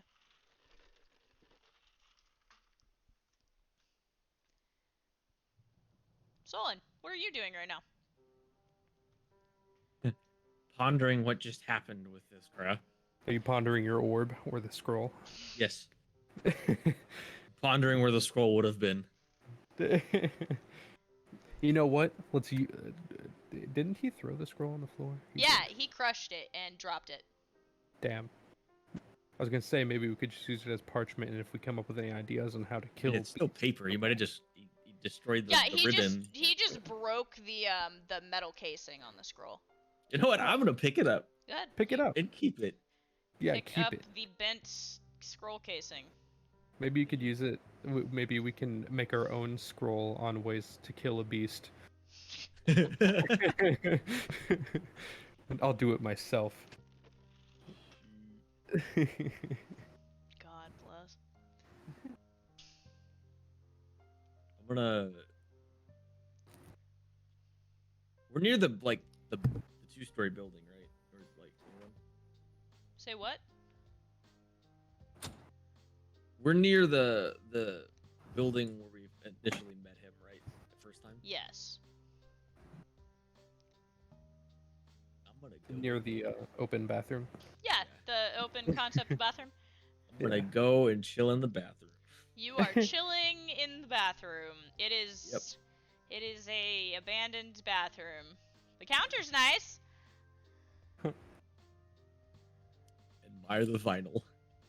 It is not vinyl, but you go ahead and admire that. I'm just gonna think about stuff. Okay, so Apollyon. everybody's isolating themselves and thinking. Apollyon, you are left standing there.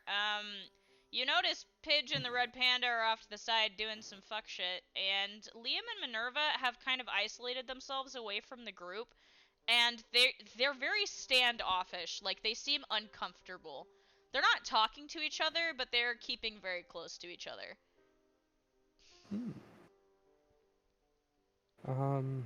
Apollyon just sort of standing in the center of town where everyone has kind of just diverged.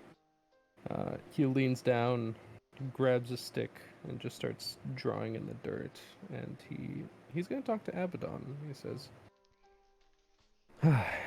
"Well, in all of our 1,000 years or so of experience, what do you take of all this?" Boy, you picked some people to hang out with, Polly. These guys are a mess. They're even worse than your psyche together. Well, I wouldn't say I picked them, but they're good friends, nonetheless. Friends, even if they betray you. Everyone betrays themselves and others. It's only a natural state. Despite us being demons, it's kind of what humans are known for.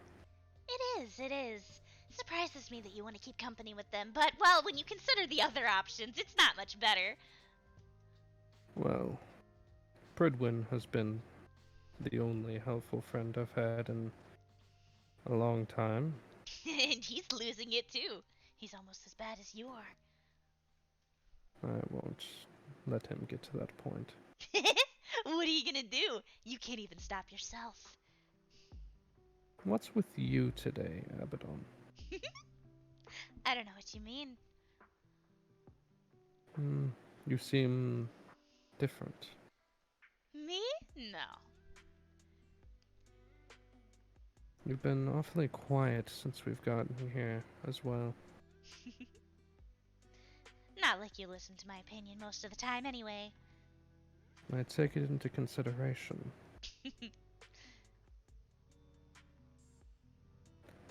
Well, this is all a shit show.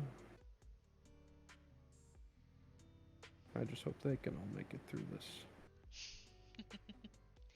And what happens if they don't? Well, that just means my contract with her should be over. Though, Wouldn't that be a good thing for you, though? I'm not quite so sure. I was I mean, sent here to think watch about it. Really, if the contract's over, we don't have to deal with this anymore, right? We could go off and do our own thing.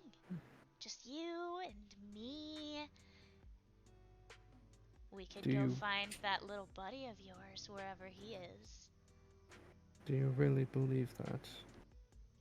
After all we've been through, we are nothing but a target.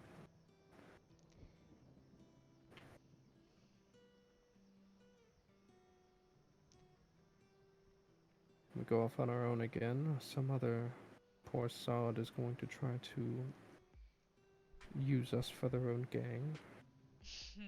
I And if you end up. make friends, then you're just gonna lose them. You remember what happened the last time you watched somebody you care about die? I would prefer if you not drudge up those memories.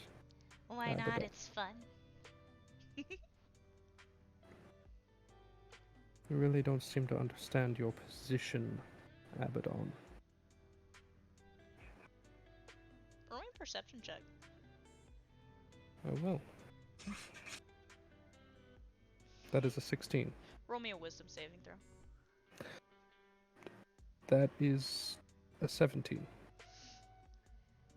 Something feels off to you. Mhm. Something feels very off to you. Mhm. Are you holding your scythe? Yes. Abaddon's eyes look different. Who are you?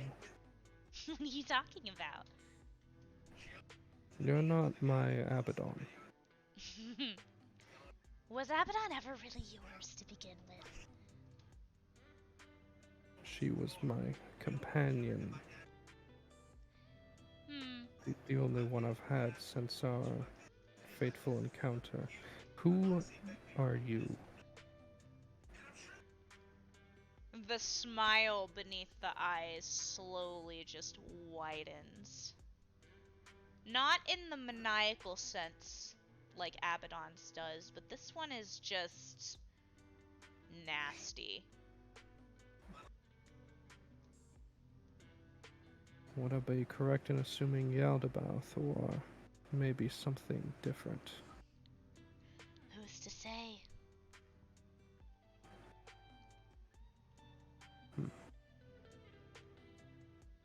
Well, very much like myself to keep those kinds of secrets. Very well, I'll play your game for now. But give me my Abaddon back every once in a while. Fine. I'll give you back the little psychotic twerp. Just know that I'm watching you. Always watching. And whenever you want to meet up and do the little two-person tango, I'll be waiting. And I'll come out on top. And the red eyes are gone. Please watch Zowski. Abaddon! There is no response. Silent treatment. Isolation. Your scythe feels very cold. Not like hell cold, but like just dead air cold.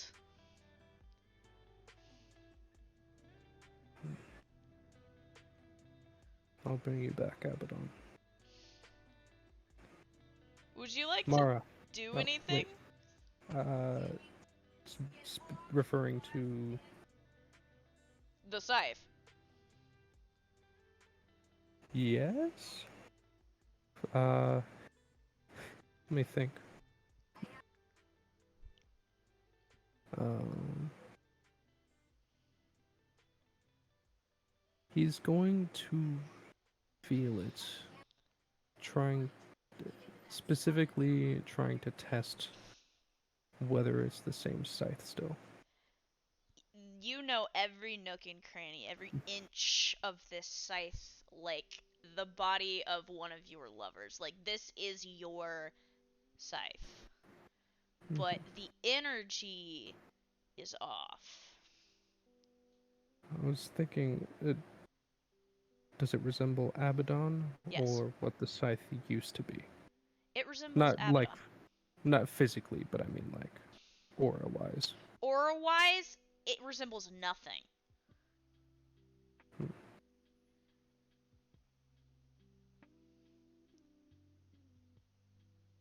Interesting.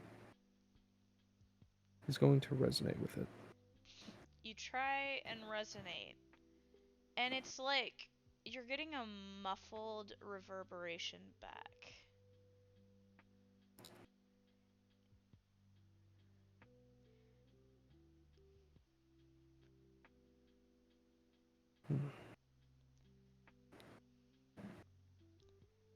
Oh, I'll bring you back, Abaddon, no matter the cost.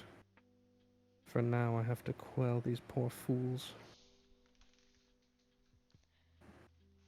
Mara, Mara appears out of the shadows nearby. check on the party and report back to me if you, with their status or if you find anything interesting. Mara looks confused, but disappears into the shadows again. Pridwin, how's your deep thoughts going?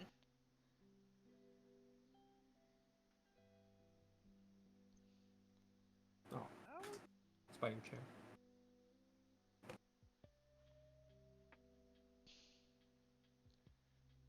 Pridwin has lost himself to the deep thoughts.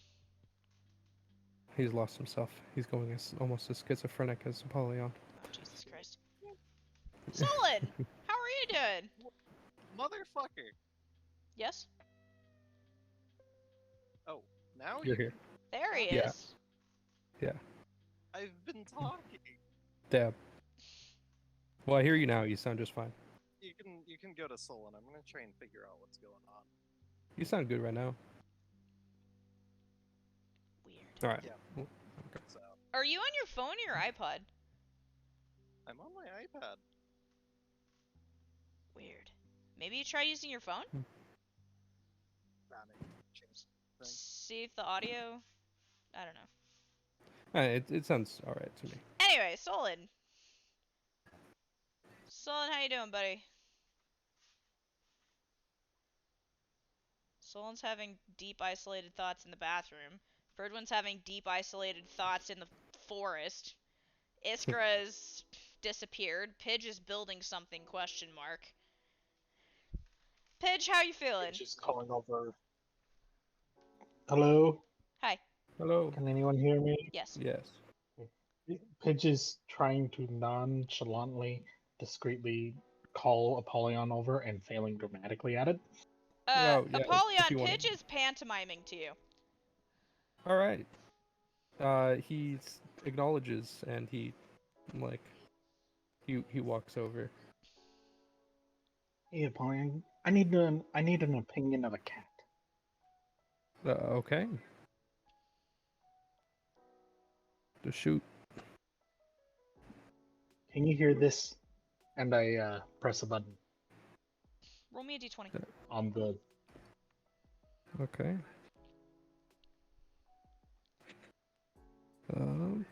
18. Pidge, roll me a d20. 10. Pidge, type to me what he's supposed to be hearing.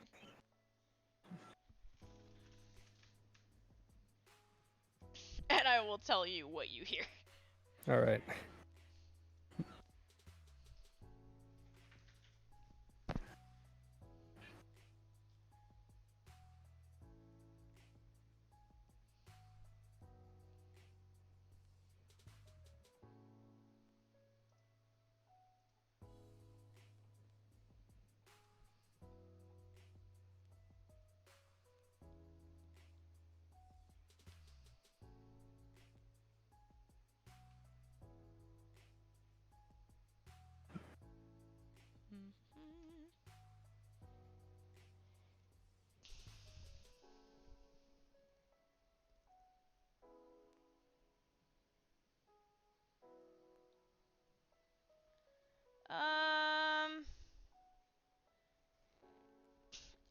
Apollyon, you hear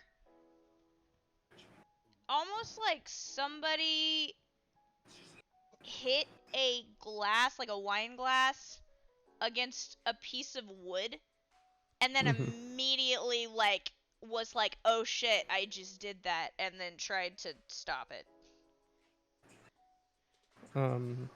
I hear it. Why?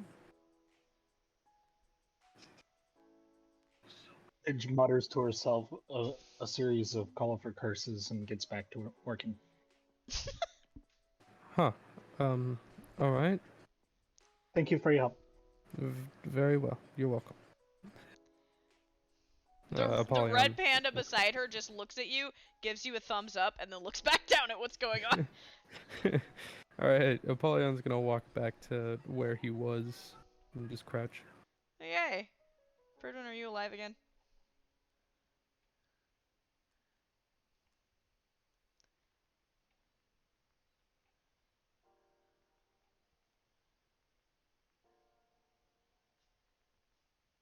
Um. Anyone else doing I guess anything? Pridwin's dead. Alright, so all of you are going Weird. about your business, and all of these things have been happening kind of simultaneously. When you all feel it, it's like, once again, like a gunshot has gone off. There is a deep crack that resonates through the area. It pierces deep into your chest, almost as though you have been struck, been stabbed by something, and yet you're fine.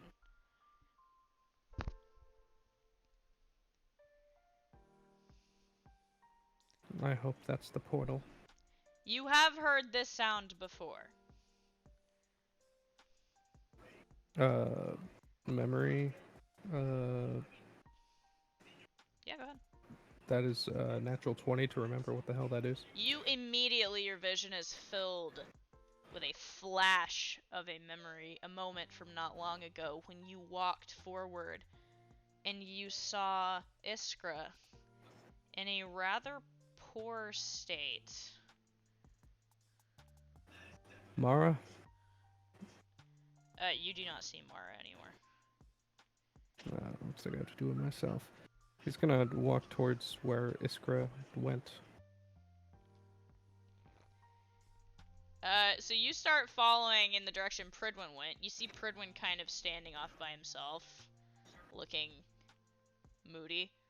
And then you keep walking further into the trees towards the direction you heard the pierce come from. And you finally see it. There's a large tree. The roots have arced and formed and manipulated themselves into a sort of archway, like before.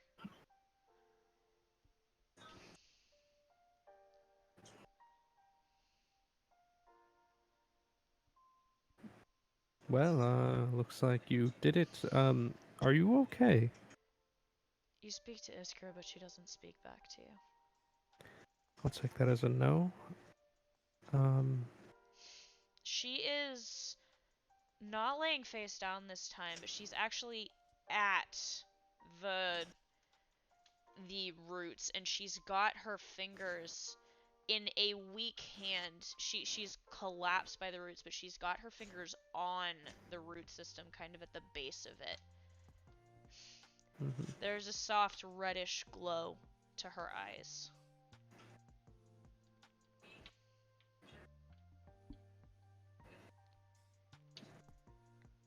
All right. Well, how am I gonna? What would you like Mara. to do? Mara materializes. Go get everyone and bring them over. She dematerializes. All right. Back around everybody else, Solon, out of the shadows behind you, which is very confusing because that's a empty corner of a room. There is now a person there.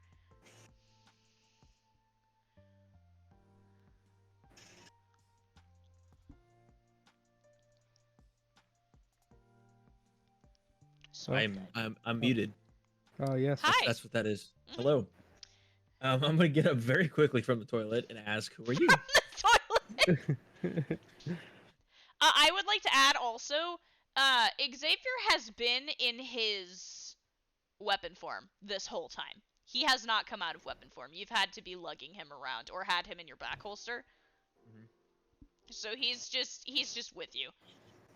I forgot he existed. Mm-hmm. Yeah, we haven't seen Lewis in so long. What happened to him? He left the campaign.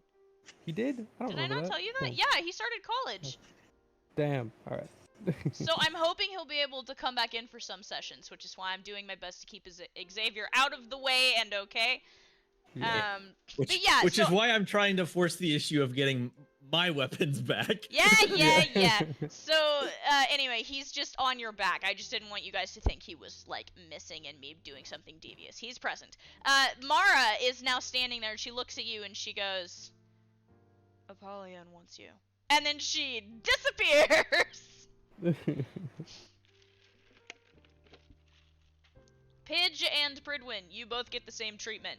A woman materializes out of a nearby shadow, informs you that Apollyon requests your presence, and then disappears again. Pidge turns to the red panda and goes, "The king requests our service." The red panda kind of does the thing where she like puts an arm across the chest and nods. Pidge mimics that and starts walking over. Yeah, so everybody starts walking your way, Apollyon. Yes. Oh, he unmuted. Is he alive? Can you hear me now? Oh, God. my god, there it All right. is. No, I'm turning it down. Back to normal that volume fix you it? go. Yes. Yeah, what did you do? I violently beat the shit out of my microphone. It works every time. Yes, IT. the Russian method. Gotta love the IT. Oh, yeah. my lord. Okay, so yes, Pridwin, you are the last one. Mara has appeared, said that Apollyon requests your presence, and then disappeared. Oh boy. Okay, he's heading over to. Does he know where Apollyon is? Nope.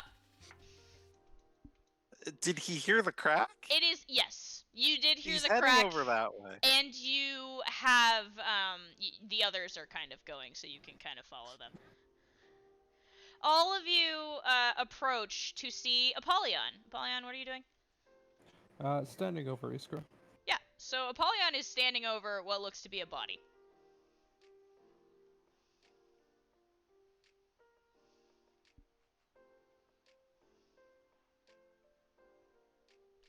What are you guys doing?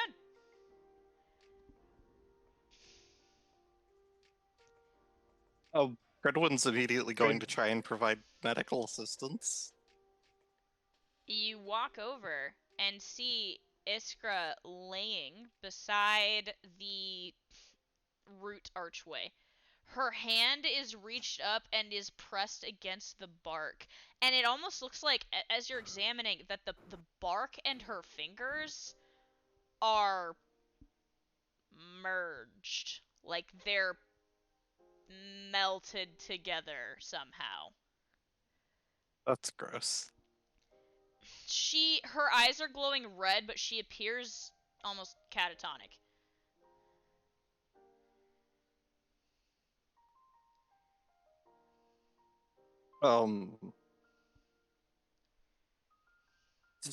She's alive though, right?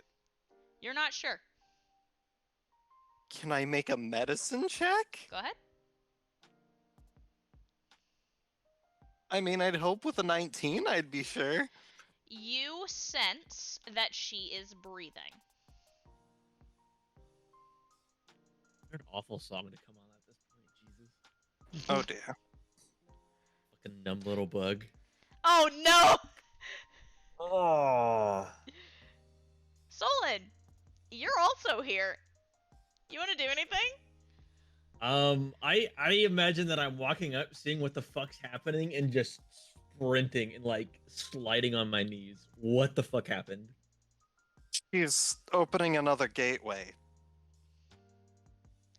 She's live at the moment. I'm trying to make sure that her state doesn't change. Solon, Pridwin's at the moment comment, that's all you can hear after that point.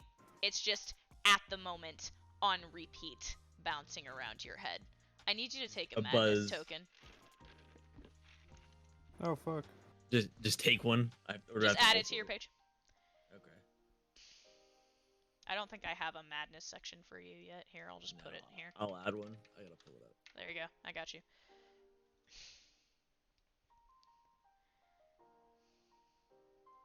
You also see the same thing that he's seeing. You see her flesh melded with the trees. You see the red glow in her eyes. And you notice something else. You notice that her perfectly crisp white hair, there is another, much larger section of her hair that appears to be gray and withered.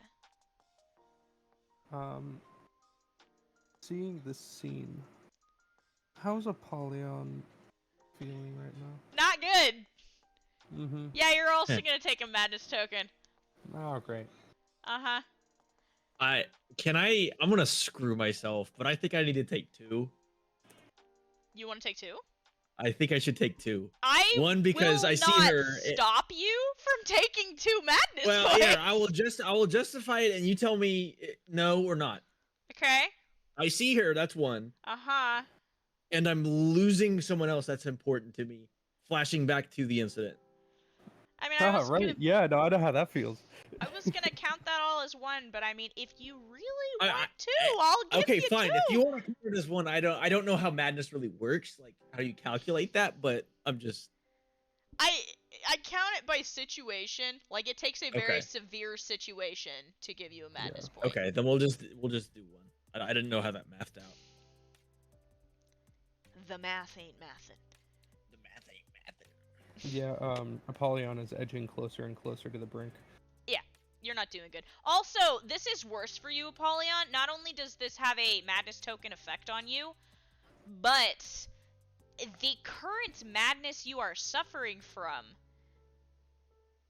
situationally you are now not okay, because it ain't Iskra you see dying on the ground right now. Yes. Mm-hmm. So I don't know how you want to react to that, because both Pridwin and Solon are, like, touching her. I'm assuming. Pridwin, you got your hands on her? He is trying to keep an eye on her state, but he's probably not got his hands like on her continuously. Okay. Yeah, Apollyon is more of just in, like, that state of shock. Like, when you're standing over something that completely shocks you, you're just staring Yeah, at so you're it. in freeze. Yeah. He's frozen. Yep. His eyes are, like, twitching and, like, super, like, narrow.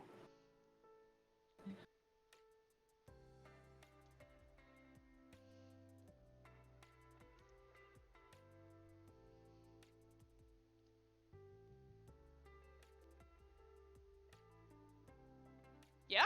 So that's what's Nice. happening. What are you guys doing?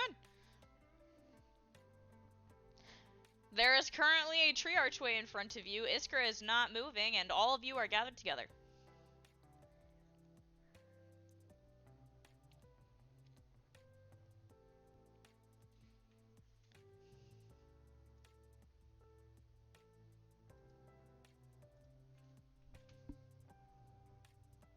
Well, don't everybody speak at once. Yeah, I'm still processing the information, like in real life. Apollyon is processing the information. I've already processed it. He's frozen, so Are any of you touching His- the tree? no. Not that I can. No, Okay. Pridwin wouldn't put his hands on the tree. Got you. Just checking. Sorry. Paige is hesitant here, wondering if Pridwin can try healing before Pidge does something drastic. Did Pridwin's weight? Oh, so her state, does she appear to be like being actively drained, or is there like a standstill at the moment? What's going It on? seems like a standstill. Like, she is catatonic and completely unresponsive. It seems that she's almost, not like literally frozen, but stuck in place. And the weird merge thing with the roots is happening. Her condition isn't changing at all, She doesn't appear to be actively being harmed. I don't want to try and do anything until her condition changes.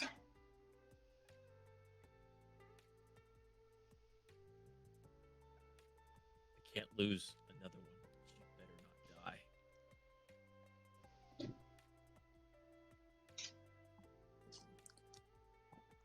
Does the gate appear to be active, or is it still like in the process? Would you like to investigate? Predwin's probably going to ask everyone else. So, this To might be a dumb investigate. idea.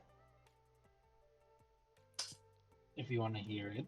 I like dumb ideas, Liam says. But can't we do the thing that we've done with most of you, where we go inside people's heads? I don't think a brain dive would be Time efficient. time efficient or a good idea.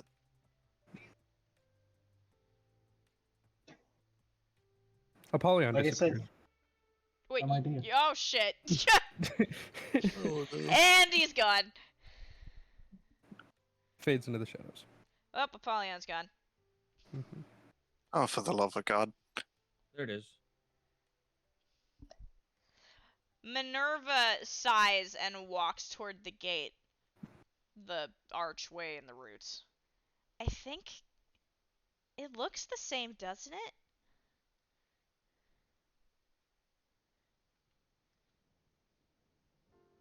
Try not to touch any of it, just in case. You say try not to touch any of it as she puts her hand through into the roots, like the arch, Oh and my she's God. like, huh, and about the time she says that's, she is yanked into the archway. You have to be kidding me. Fuck, Liam says and sprints after her.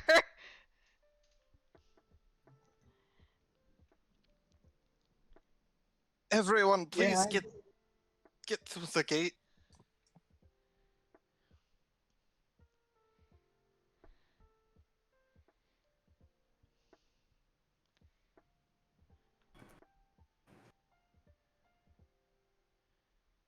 Are you guys going through the gate? Predwin's still trying Yes. to like figure out what to do with her, but he's letting Did you everyone else get even, through the gate. Pidge even turns around and sort of does a double flip off as she's going into the portal. Nice. She's always wanted to. 10 points. Pidge backflips into the portal. The red panda does the same thing, except less gracefully. Solon, what are you doing? Everyone's just going through the portal, Yes. leaving her on the floor. Pridwin is still there, and so are you. I'm not leaving her. Predwin is going to. I really wish he had more reliable healing options. Perhaps you'll be able to study with somebody to obtain some new spells and abilities. Nah. I mean, fine if you don't want them.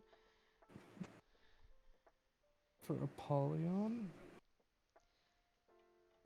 Yeah, what the hell is Polly doing? So I'm stuck at a crossroads here. Mm-hmm. Apollyon's in a situation right now where we have to get to point B. Uh-huh. But point B is an area where they have to maintain appearances, right? So my problem is that he is on the complete edge Uh-huh. right now. So now I'm concerned. Mm-hmm. Mm-hmm. And he's also dealing with having seen Iskra in that state, and the state he's in. And now Abaddon's not speaking to him, so he's completely alone.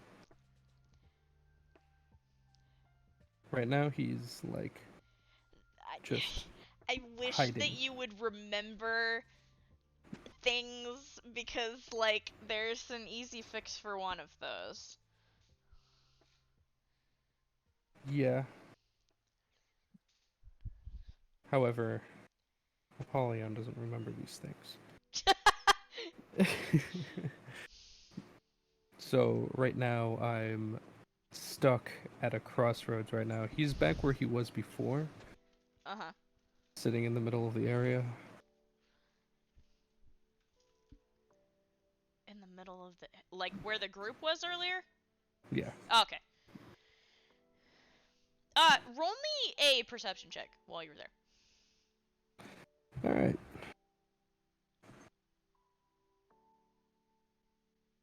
That is a 15. Interesting. Hold on.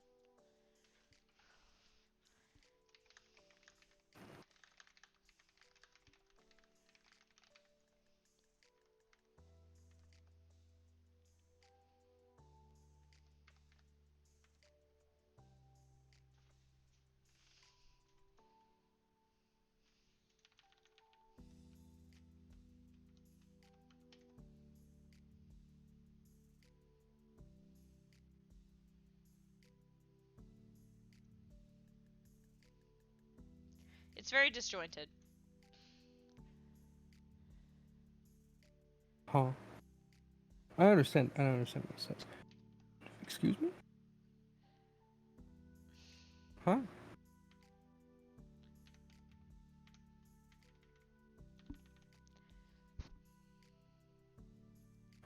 Where does he hear this from? You listen. Do you have your scythe out? Yes. Yeah, it's coming from that. He focuses in on the scythe.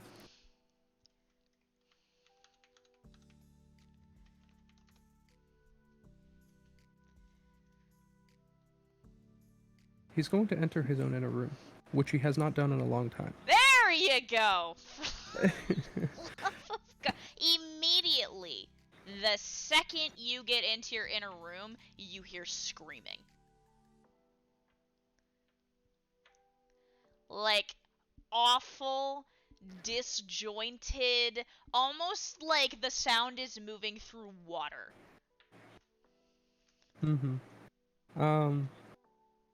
Interesting. He's going to navigate. Follow the screaming. You are, because your inner room is like approaching your castle, but not the actual castle, right? Like you can see the castle in the distance. So, no, how it is it's like the long corridor leading up to a throne room, but the more you walk towards the throne room, the further the distance it Got you. becomes. Okay, so Yeah. off to one of the sides, in kind of, you know how like they have like the alcoves in those like corridors. Yeah.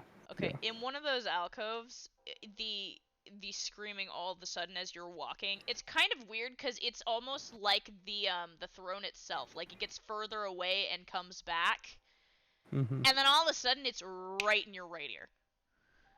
Mm-hmm. You turn to look, and you see Abaddon. Well, what you think is Abaddon. It's almost like pieces of glass that have been broken. The image of Abaddon is disjointed. He kneels down and he says, "Abaddon, what happened?" She's just screaming frantically. She sounds scared and in pain and confused. He reaches out. You touch one of the pieces and it warms in your hand. He places it where it should go. The screaming becomes a little less frantic, and all of the pieces where her eyes are turn in your direction.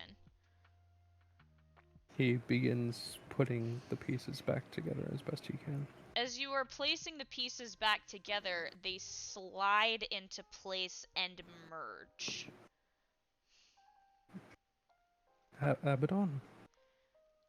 You place the final piece, and Abaddon's form returns, no longer 2D but 3D, and she immediately crashes into you, like a scared little kid, curling against your chest. She is shaking violently. What happened? She doesn't say anything. She's just frantic.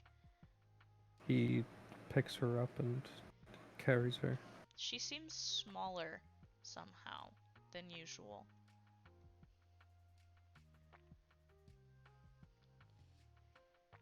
Who did this to you?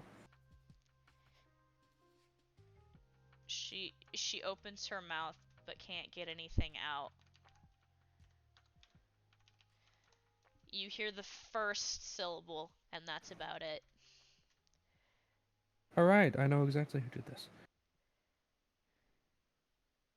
Fuck. He carries her to some place within his inner room that seems safe, and he's going to place her down. You set her down. She's still shaking. She almost has a 1,000-yard stare. There are times that she doesn't even seem to recognize that you're there.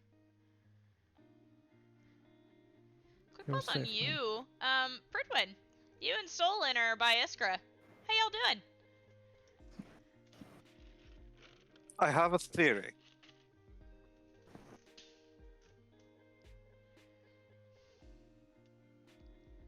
Hello? Solon's having a panic attack. Yeah. Solon. He's fighting everything in his head. Solon, What? What? listen to me. She's going to be okay.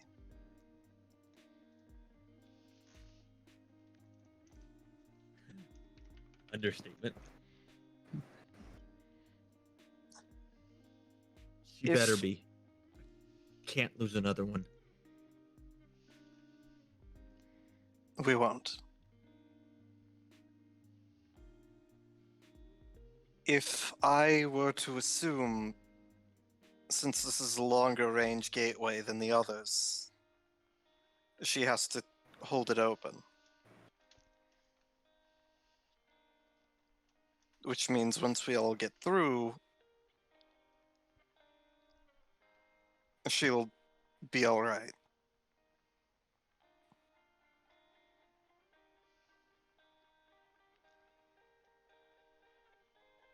You can't know that.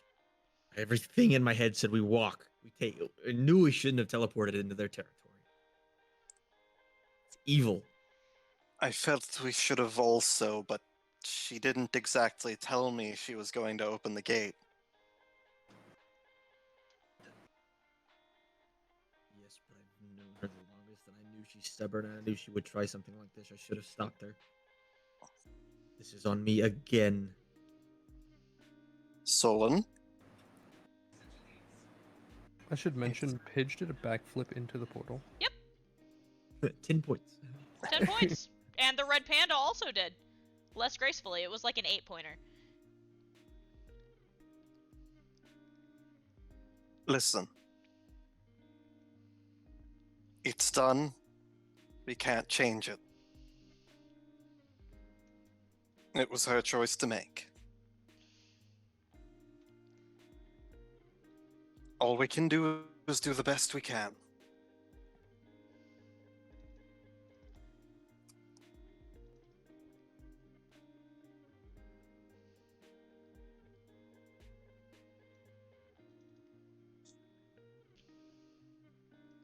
Fridwin's going to start pulling out a bunch of empty bottles, and he's going to start filling them with healing water. I'll let you do it. Here, let me subtract. I'm gonna make like it's 20 hit points each. How many would be good? Are you Um. asking me or just thinking out loud?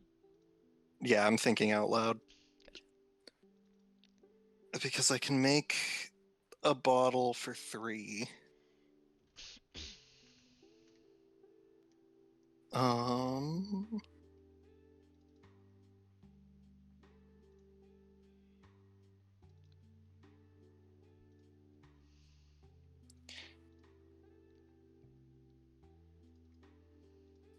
I will make 6 bottles, Okay. and then I'll bundle them up. Mm-hmm.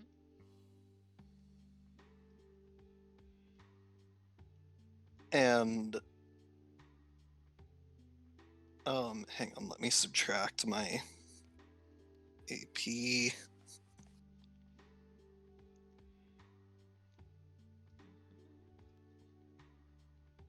There we go. Bundle them up, leave a note saying, this should help heal you up. Don't be an idiot. Okay. Solon, you see this happen.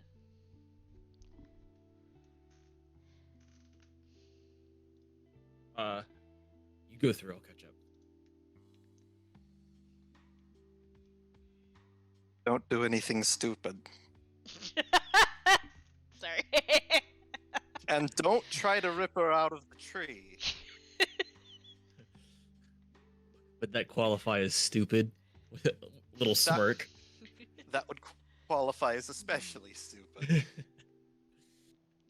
Fridwin will get up and then nod over to Solon and head through the gate. Okay. I gotta pull this up real quick. So, you go through the gate, and Solon, you and Apollyon are the last ones.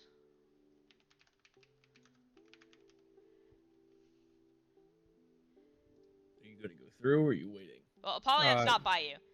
Oh, Yeah. he's not? Yeah. He's currently in his inner room Yep. in the middle of the area. Yeah, you have no idea where Apollyon went. He could be through the gate for all you know. Oh.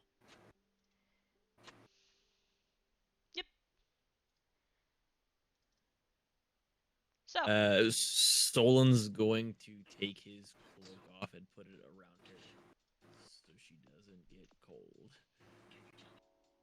okay, you do so. She is still catatonic. She doesn't respond to you. Right, obviously. It's like treating a coma patient. Pretty much.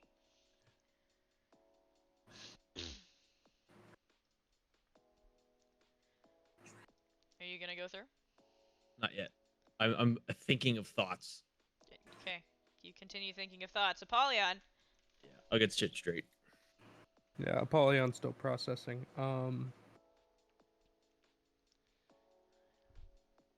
Trying to figure out how he'd be reacting right now. Not well.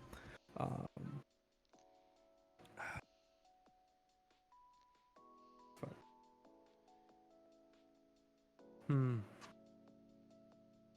I'm in a make your choice situation right now.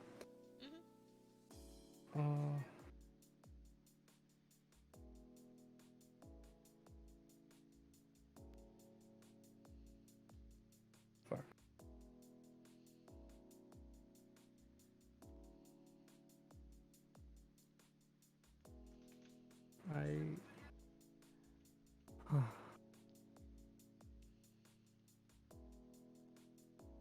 He looks to Abaddon and he says, "Do you know anything about where the person who did this to you is?"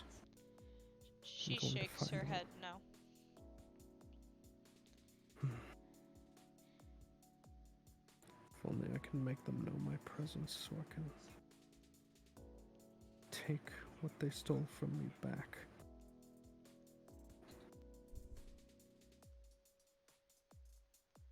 He's infuriated right now.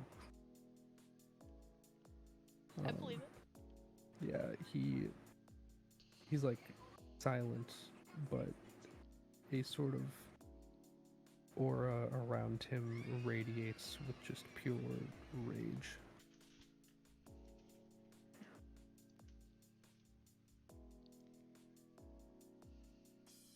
Fuck. I don't know what to do. Because I feel like it's too dangerous for him to go through the portal.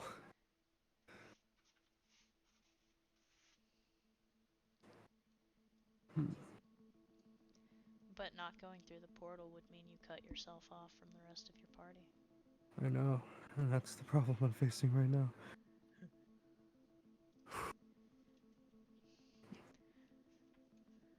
Hmm.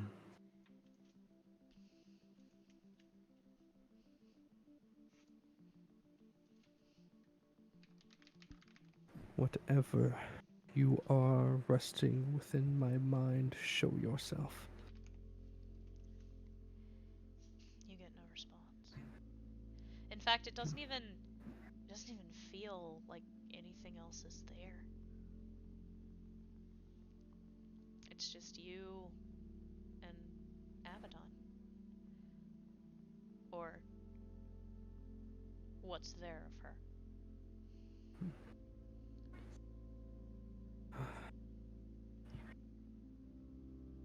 I may have to take a risk that I do not want to take. Doing so may ruin our plans.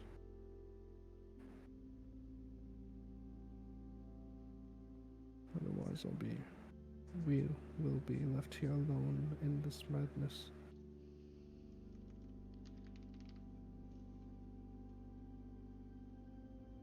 He pats Abaddon on the head and he returns to his body. You do so. He stands up and slowly walks through the snow towards where the portal was. Solon, you're standing by Iskra's body, and you see a shadowy figure come out of the houses. I kind of ready myself with Xavier. I can't see it. Who it is?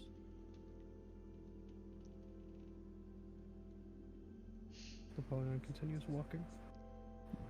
You make out the familiar shape of Apollyon as he trudges through the snow toward you. He seems to be dragging the blade of his scythe on the ground.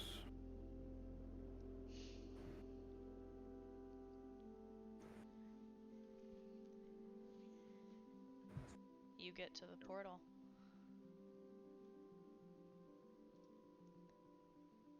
Everything all right with you?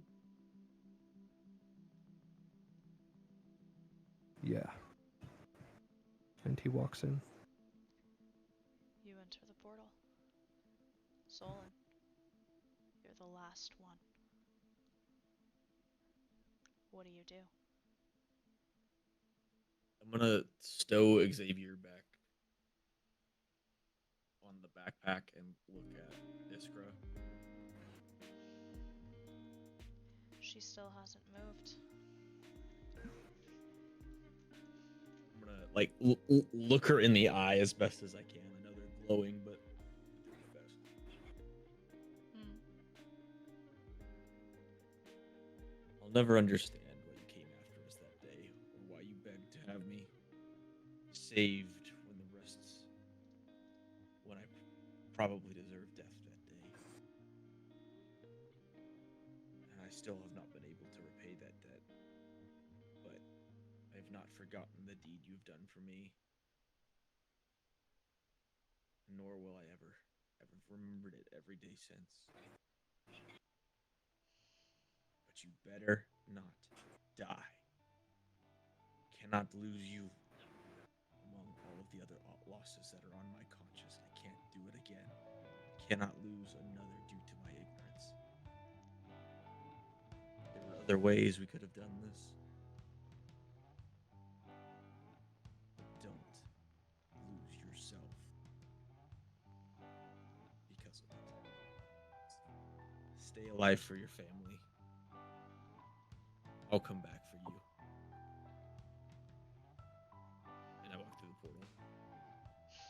through the portal.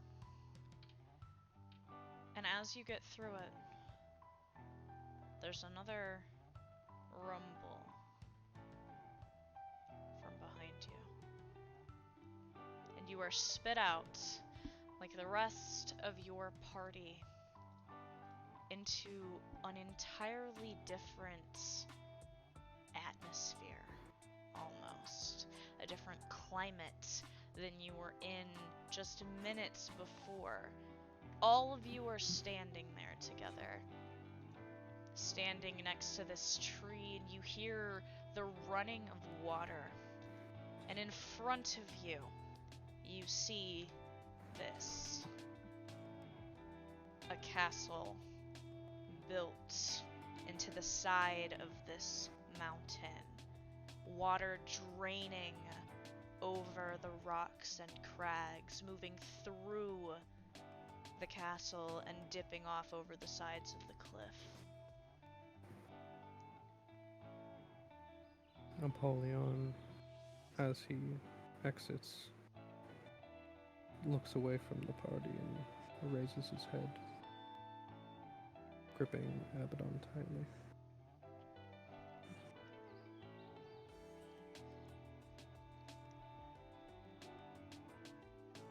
Is everyone alright?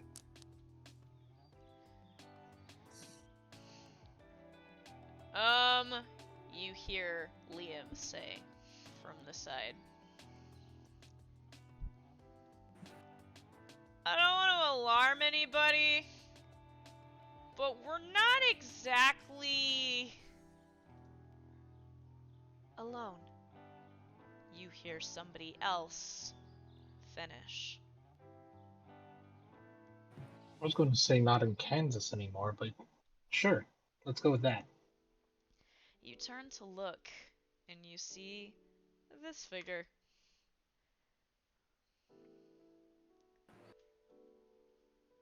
Birdman. Ah.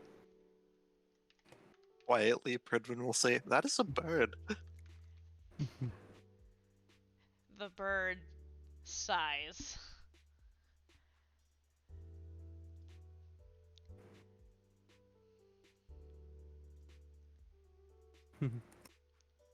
Greetings. And you, he says. Clears his throat. Sorry about the whole, Minerva kind of rubs the back of her neck awkwardly and smiles. That's okay. I don't know what I would have done if a hand came through a tree out of nowhere. Wait, what happened?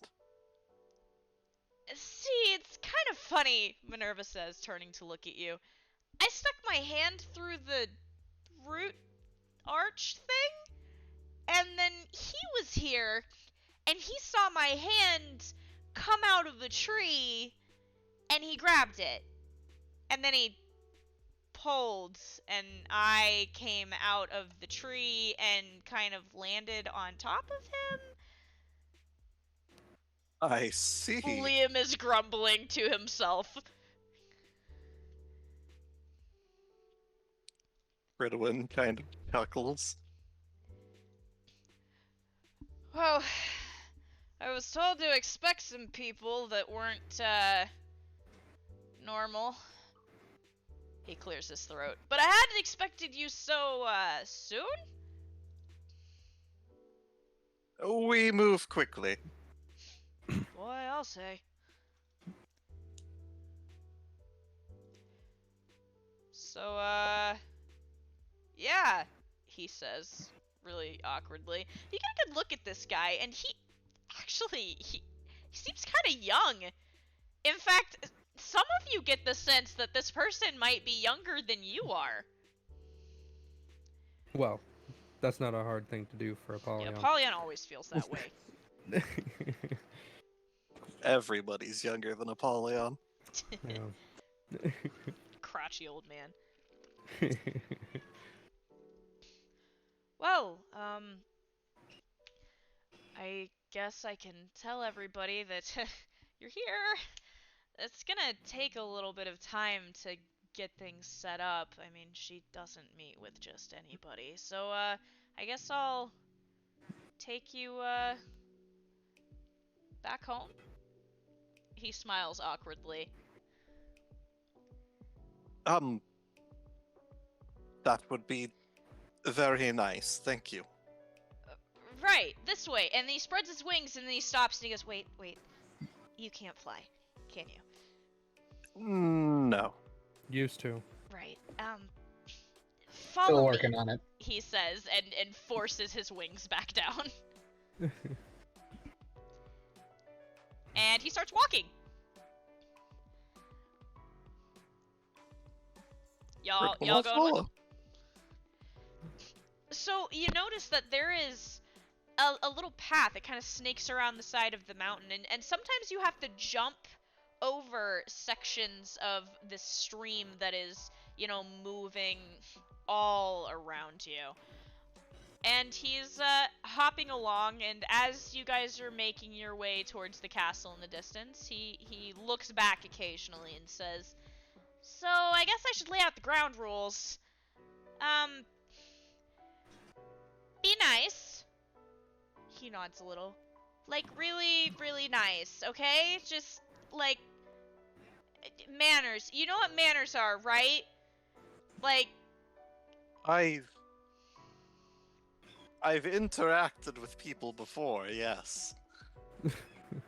okay, cause, like, Talon said you were a little uncouth, and I don't want her to, like, eat any of you, so, like, I just need you to be, like, really chill. I think some of us require that advice more than others, but we will Apollyon, manage. Apollyon looks to the kid with this sort of distant stare he's had the whole time, but the very intent one. He's gonna say something pretty unhinged after he said no. he doesn't want her to eat anyone, and he says, "I dare her." Apollyon, that is not a polite thing to say. The bird is laughing nervously and looking at you, like he dead on stopped and turned to look at you. Like, you're joking, right? like she could rip you in half. I don't think you understand the gravity of the situation you're about to be in. We'll go with that. Nope, got it. Uma Mau Mau. Yep. Apollyon, Totally. please, could you stop making people uncomfortable? Is Well- that It's possible? supposed to be a diplomatic mission. He does the thing with his two fingers, except his wings are like there, so he's Yeah. like tapping the tips of his wings together like an anime girl. Like, is that You see- possible? Does he calm down? Like, See, He's normally more calm. See, the problem is Apollyon would be way better at being diplomatic right now if he's not losing his mind. I mean, hey, if we can get some rest and relaxation, you might be able to chill the fuck out for a minute. Maybe. right. Okay. So, like, I should also warn you, this is, sorry, I'm bad at this. I should have started from the beginning. You're in Sokolov territory. He kind of gestures around you. This is just a little piece of it. It's a lot. It's a lot. Geography is hard. But, so, like, he taps his fingers together again. This is the forum. He gestures to the castle, which is still a little ways ahead of you. And, we aren't the only ones here. So, like, I know I said manners, but can you, like, also be chill about the people that are in here? I would hope so. Like, maybe, like, no fighting? Again, that shouldn't be a problem for us. I would like you to roll perception. All of you. Yep. No one detect my seething, please. 17. Apollyon is not hiding it. Yeah. Oh god. It's a not 10. so much 10. what you see. It's what you feel, Bridwin. Mm-hmm. Ahead of you. And you notice this about the same time that Lunala has gone rigid beside you. There is an energy output emanating from this castle that is unlike anything you have ever seen.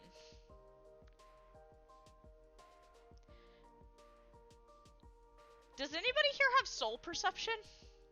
Yeah, I don't think you ever had me roll for it, so no. Apollyon does. He rolled a I natural have 20 no for it. clue either. Apollyon, you said you critted? Well, I was saying that he has soul perception. Developed it from the one time he rolled a natural 20 on learning Right, okay. it. Did you roll? I can right now. Yeah, go ahead. That is an 18. Okay, so, you specifically...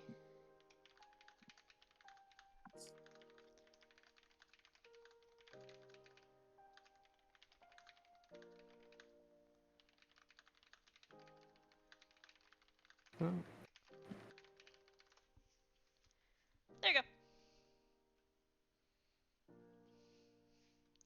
go. all right. Apollyon says nothing. I figured. Uh-huh. So yeah, the bird keeps leading you forward. You guys make your way along the stone, and it's actually really relaxing where you're at. It's very calming. And you make it to the edge of this beautiful castle, and once you get there, you realize this place is huge. This place is fucking huge. And that whole section, um, out at the front, kind of where the water is pooling, it looks to be like a landing pad, almost. I don't know if Huh. your characters would relate to that, but you, the players, would know. Like, it is very open, and there are different, like, stations set up, kind of like would be on, like, a tarmac, for, like, bags and things.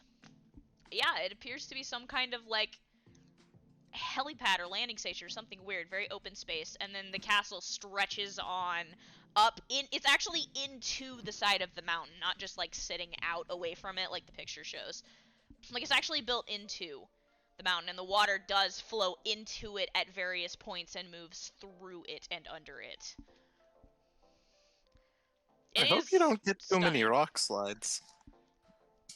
No, we really don't. It's pretty well taken care of. I mean, this place has been here for like a couple thousand years now. Huh. Not me though. I'm pretty young. I don't mean to be rude, but how old are you? Oh, well, he has to sit there and he thinks, and he starts holding up the tips of his feathers. Hmm. Think if you count. Do you count in the egg or not?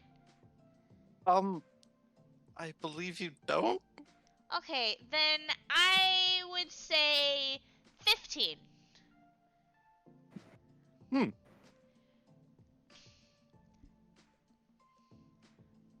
But my hatch day's coming up, so I'm almost 16.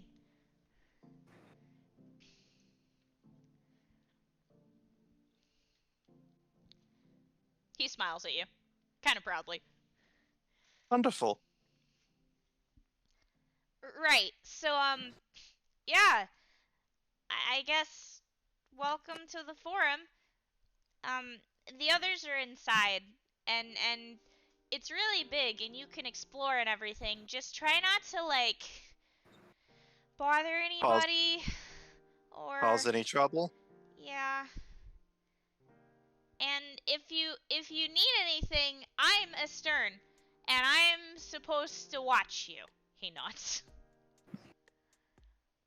Very well. We will try not to cause any trouble. Great! And he gestures to a large archway in front of you that appears to be one of the many ways to get inside.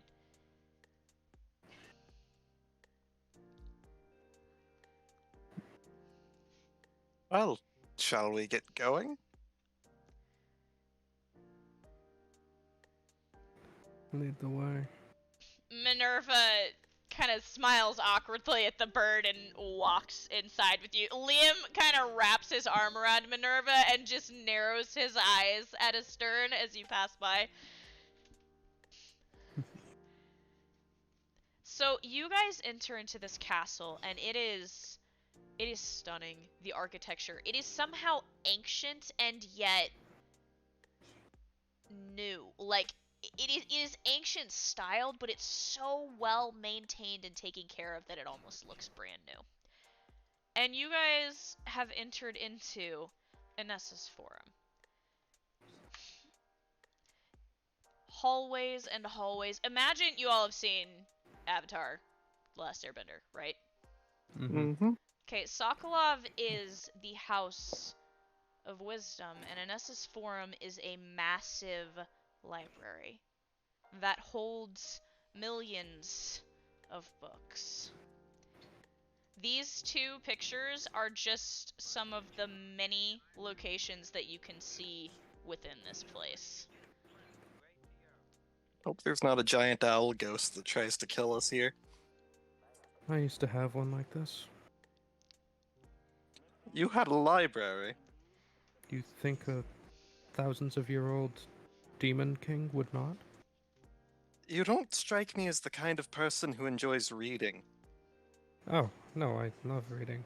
One of my shadows was an archivist.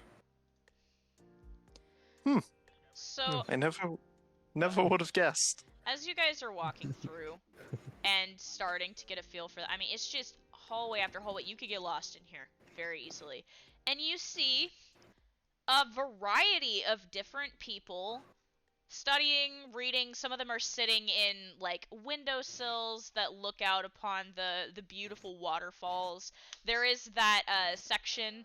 There are like cherry blossom styled trees, very like pinkish and bluish leaves all throughout the castle. There are many sections of the castle that are open aired in the center like that, with little almost like park-esque tiny sections amidst them.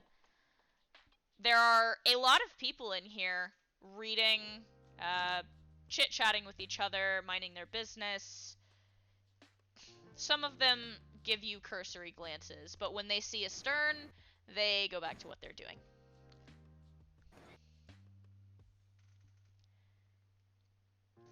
This is surprisingly pleasant compared to how I was assuming that trying to meet with any of the houses would go. What do you mean? Astern says, looking at you. So far, our time in this land has been unpleasant.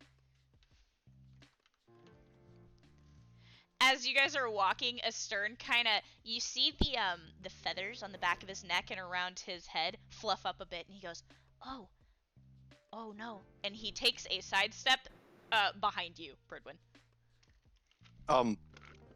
What's the matter? It's nothing. We should just keep going, like this way, over here, he says, starting to walk in a different direction. Pridwin's trying to see what it was that made him. You turn to look and you see there's a girl walking down the hallway. She's got an armload of books in like one arm, and she's got another book open. You see this girl.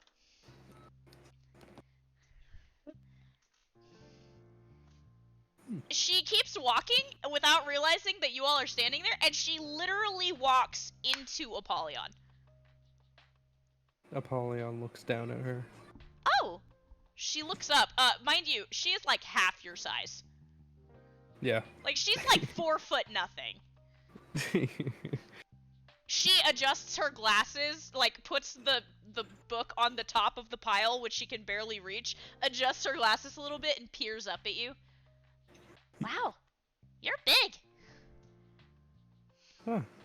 Well, I do get that one often. He de-manifests his scythe. She kind of tilts to peer around the stack of books and starts looking at all of you. Tell me, Hello. what kind of books do you have here?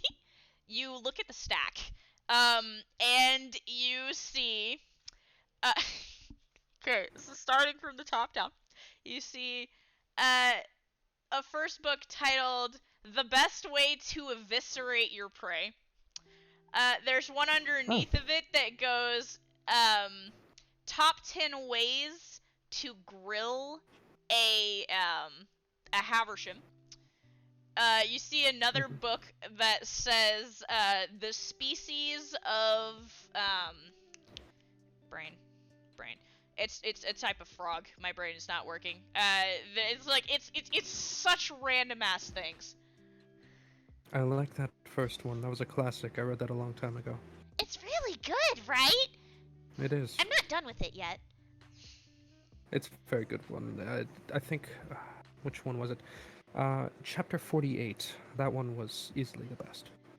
Right.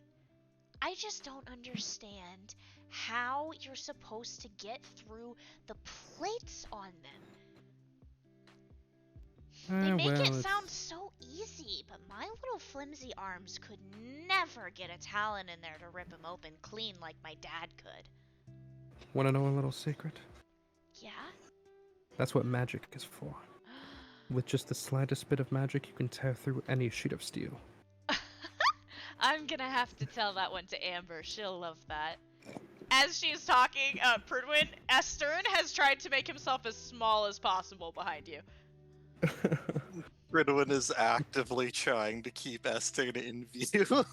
He's like, so you He like is keep not shifting, helping. and he is like shifting with you. So at this point, you guys have moved like a full like 10 feet from where you were in this process. And she kind of looks around you, Apollyon, and then she grins. Her eyes get really big, and she goes, "Hi, Stern."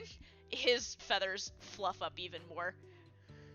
You get the feeling that could you see skin, it would be very red. Can we please just go? He whispers to you. Of Not course, quite. of course. I may stay behind. I'll catch up with the rest of you. Now, curious, do you have any books written by a man named Bedlam? Are you crazy? There's like a million books in here. I'm sure you could find something. Could you like Specific narrow down the ones. category a little bit? Because like all of these different rooms are different like categories of books and what we keep in there. And then some of them are for scrolls and some of them for actual books. So like, Do you know. Do you have any transcriptions of a series called The Tablets of Ruin? I wouldn't know, but there's a lot of people here who are way smarter than me. Astern in the background, debatable. So, like, I could probably ask around for you, or you could go find somebody and ask them yourself. Very well. Everybody here's really nice, except when you make them angry. Astern's just nodding aggressively. I'm well acquainted with the type. Good. Well, enjoy your day. He Thank you. walks off. She, with the stack of books that is almost as tall as she is, she keeps walking. As she gets out of, like, earshot, Astern lets out the breath that he's been holding. Ridwin leans over and says, "I think she likes you." Shut up, he says. Ridwin chuckles. So that's Magpie, he says, and keeps walking very quickly away. Apollyon's looking for another library attendant. There are people everywhere. Like, what are you looking for? Somebody that looks like they know every book in this library. Let's see. Who would look... Who would you generalize would know shit Who like is that? the grumpiest looking librarian here? Yeah. You want the grumpiest looking person in No, here? not the grumpy. It's someone that is Grumpiest? The grumpiest ones always know the most. That's true. Okay, I'm looking it for is someone a who's toss-up between these two people for the grumpiest slash most intelligent. okay. One of them is out in the courtyard, and she is sitting cross-legged and not touching the ground, and there are about a dozen books floating all around her. Specifically, one in Okay. front of her, the pages are turning by themselves. The other one, this black-haired man, he's kind of standing in front of what looks to be maybe an index or something. Like, it's a very, very massive book. Mhm. And it kind of overlooks, it's on a balcony, and it kind of overlooks one of those dips, like in the second picture of the library, where it's just like walls and walls of books. Mhm. Well, the girl looks more like she's into witch mythology, so I'm gonna go to the black-haired man. Okay, so you start walking towards him, and he doesn't even look up from what he's doing. He Mhm. pushes his glasses up. Can I help you with something? I'm looking for a series of books. Could you be more specific? There's two different series. One of them are transcriptions of an artifact known as the Tablets of Ruin. The second one is labeled the Forsaken Prince. Right. Can you give me some time with this? Cause like he starts flipping through the book. Written by a man named Bedlam. He stops and starts flipping the other direction. Take your time. So he's doing that. What are the rest of you doing?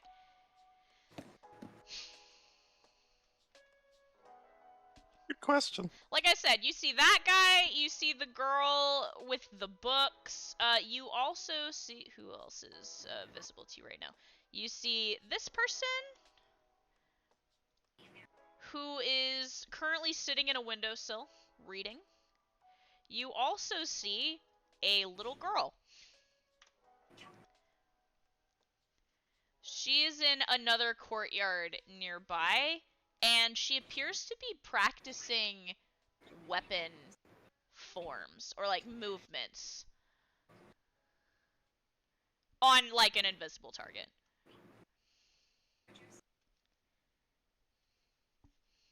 So you've got those four, and you've got Astern, who is watching you all nervously.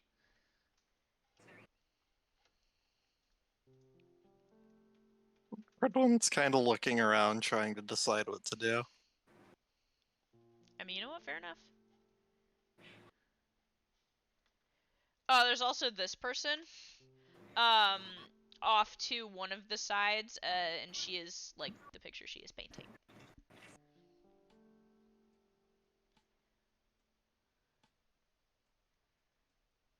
Paige is just walking along, reading the titles of any of the books that she sees. Girl, you are seeing so many different types of books. If she sees anything that catches her eye in the segment of engineering or mechanical workmanship, she will pick it up and start reading. So, as you're looking around, you do see, like, what's the word I'm looking for here? It looks like a bunch of contraptions. Like the art style is like a bunch of different type of like metal sculptures and contraptions. So that like gives you a sense that like maybe building slash engineering might be in that direction. Then that's where she'll go. Okay. I need, let's see. For all of you that are looking for specific books, I'm going to need you to roll me 3d20s and put them in the group rolls. Okay. Okay, so I've got Polly, and I've got Pidge. I know what you guys are doing. Solon and Pridwin.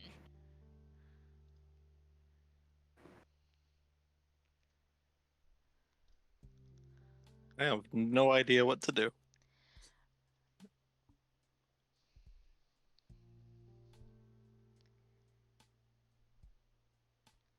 Solon's dead. Can't believe Solon is dead. Can't believe Solon's dead.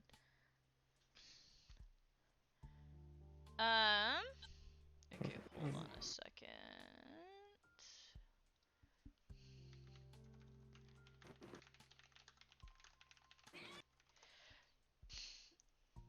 Let's see. Okay, Apollion's got that. Pridwin. So interestingly enough, while you guys are walking, Pidge has split off with the red panda and gone in one direction. Apollion's off talking to some dude. Lunala, beside you, is walking, and she collapses. Uh-oh. Fridwin's going to pick her up again. Her eyes, like, flicker, and the purple begins to fade again. Oh dear. I'm sorry. She kind of mumbles it into your shoulder. It's okay. I can't keep it up. Lunala, we're in a safe place right now. You can rest. As you're saying this, you kind of look up, and there is a person in front of you. It's the little girl, the one who was in the courtyard a minute ago. She's standing there, and she's peering up at you. Hello? Can I help you? What'd you do to her? I didn't do anything. She looks awful. She starts, like, moving around Lunala, looking her up and down. She's exhausted. I'll say.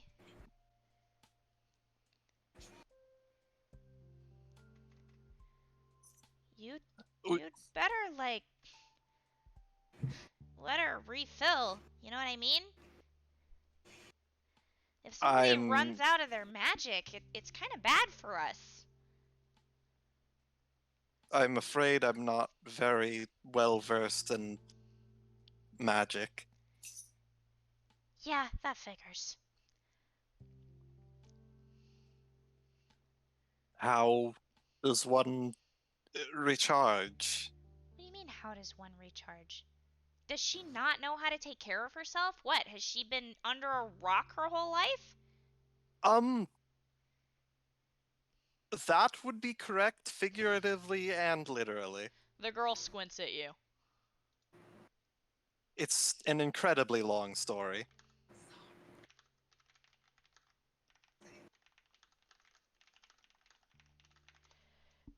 An incredibly long story. I do like stories. Well, I suppose if you can help me out, I can share it. I mean,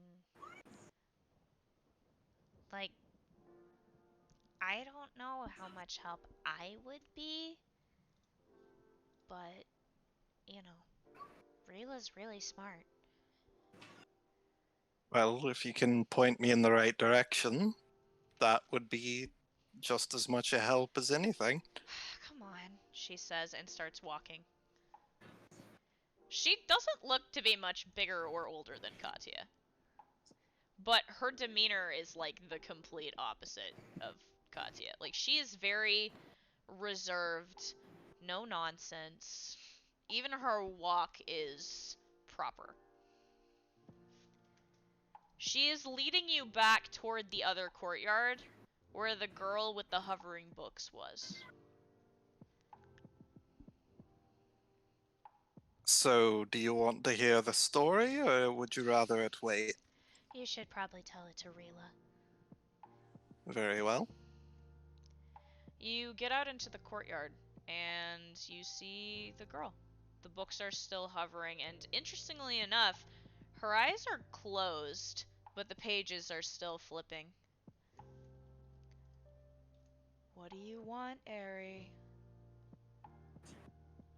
The little girl kind of looks at you and then runs over and starts whispering to her. The woman's eyes open. The books stop their hovering and all begin to slowly lower, and they all land in a perfect, neat pile. The woman uncrosses her legs and lights on the ground and begins walking toward you. I apologize for the intrusion. What is a witch hunter doing here? Ari. Ari looks up at her almost in shock and then looks at you and immediately takes a step and gets behind the woman. What do you mean? You mean you don't recognize the insignia on his armor? I thought you'd been studying. The woman looks up at you and makes eye contact with you. Well, witch hunter, what are you doing here? And with one of our own, much less. First of all, she is my wife. She stops. Second of all, I wouldn't exactly characterize my family as witch hunters. We're peacekeepers. Yeah, not according to our records. What do your records say? House Rhizostoma. Only some of the worst witch hunters of all time. Why do you think so many of us took shelter in the Beastlands? Your ancestors have been hunting our kind for years, centuries. This was the safest place we could be. We have hunted witches, yes, but only those who attack humanity. That's not what our records show.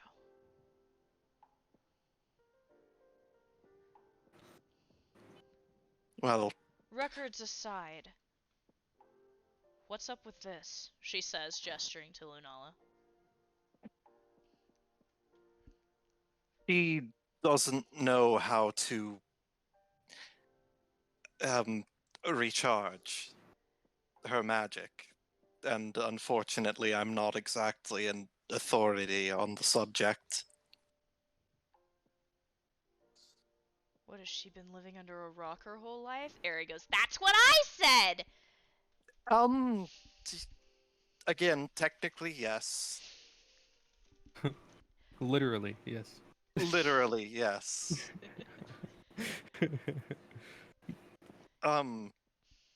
What is she Technically, trying to do? we're being pursued by something. She lifts a Something brow. that's able to sense her. Do you know who or what or why? I'm afraid not. She was able to tell me that it was after her specifically, but other than that, Pridwin shrugs. I have no idea, but she's been using a soul protect in order to mask us as we Wait. travel. This is from a soul protect, she says, and takes a step closer. May I? Yes, She of course. immediately, like, the second, like, the syllable gets out of your mouth, she grips Lunala by the jaw. Lunala's eyes start to roll open a little bit. There's still that hazy purple almost halfway in between. Did your mother never teach you how to protect yourself? Lunala's eyes roll back further and then they close again. She wasn't exactly able to. She sighs. Give her to me. Pridwin will, I'm assuming, like, just sort of hand her over. Yeah, Rila, almost scoops her up, but she's not touching her. It's the same manner as the books. Lunala starts floating in front of you. And I will tell you, you are getting an intense energy read off. I mean, it's like, it's crazy. Whoever this person is, they are extremely powerful.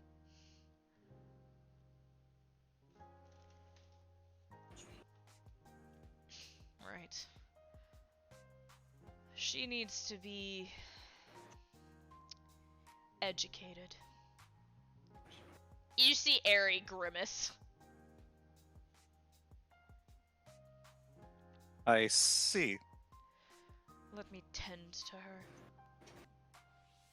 You have a meeting with the lady, do you not? I do.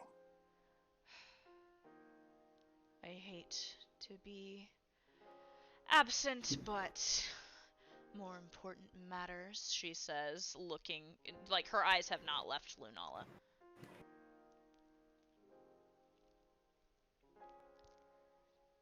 Go on, she says, and turns away from you. Very well. Relax, Thank she you. says over her shoulder. I'm not gonna kill her. She offers you a Fridwin, kind of coy smile. Fridwin will nod. And he will head out. You start walking and Aerie is trying to creep out next to you and really goes, ah! Aerie kind of just sighs and starts walking back. So, Fridwin, you are now wifeless. Ah, Oh, You are now maidenless. maidenless. Yeah. no. Maidenless, are we? Oh my lord. What You would you... are, however, maidenless. Oh my god. So yeah, there are still people standing around, and I will inform you that this is a massive library with a bunch of smarty pants looking people around, so this might be a great place to ask questions and try and get answers if you have any. I want my books. Pridwin's very curious now. He wants to see if he can find anything on his family. Okay. I am going to need you to roll me a d20. Alright. Pidge, you have been lucky enough to find the chemistry section. And I mean, it is A to Z chemistry. There are compounds listed in here that you didn't even know existed. There is this sort of cackling, like a bee.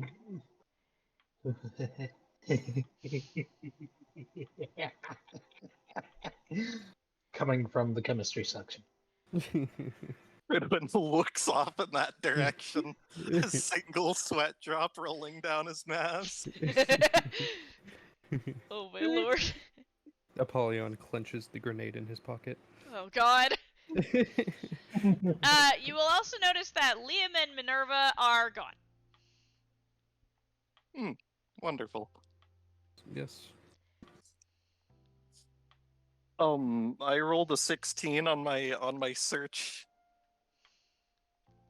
I rolled Okay, mine. so Where's my book? specifically, what are you looking for? Are you looking for historical documents, or are you looking for journal entries on your family I mean- line, or are you looking in the scrolls for, like, what? Could He's- you narrow it down for me?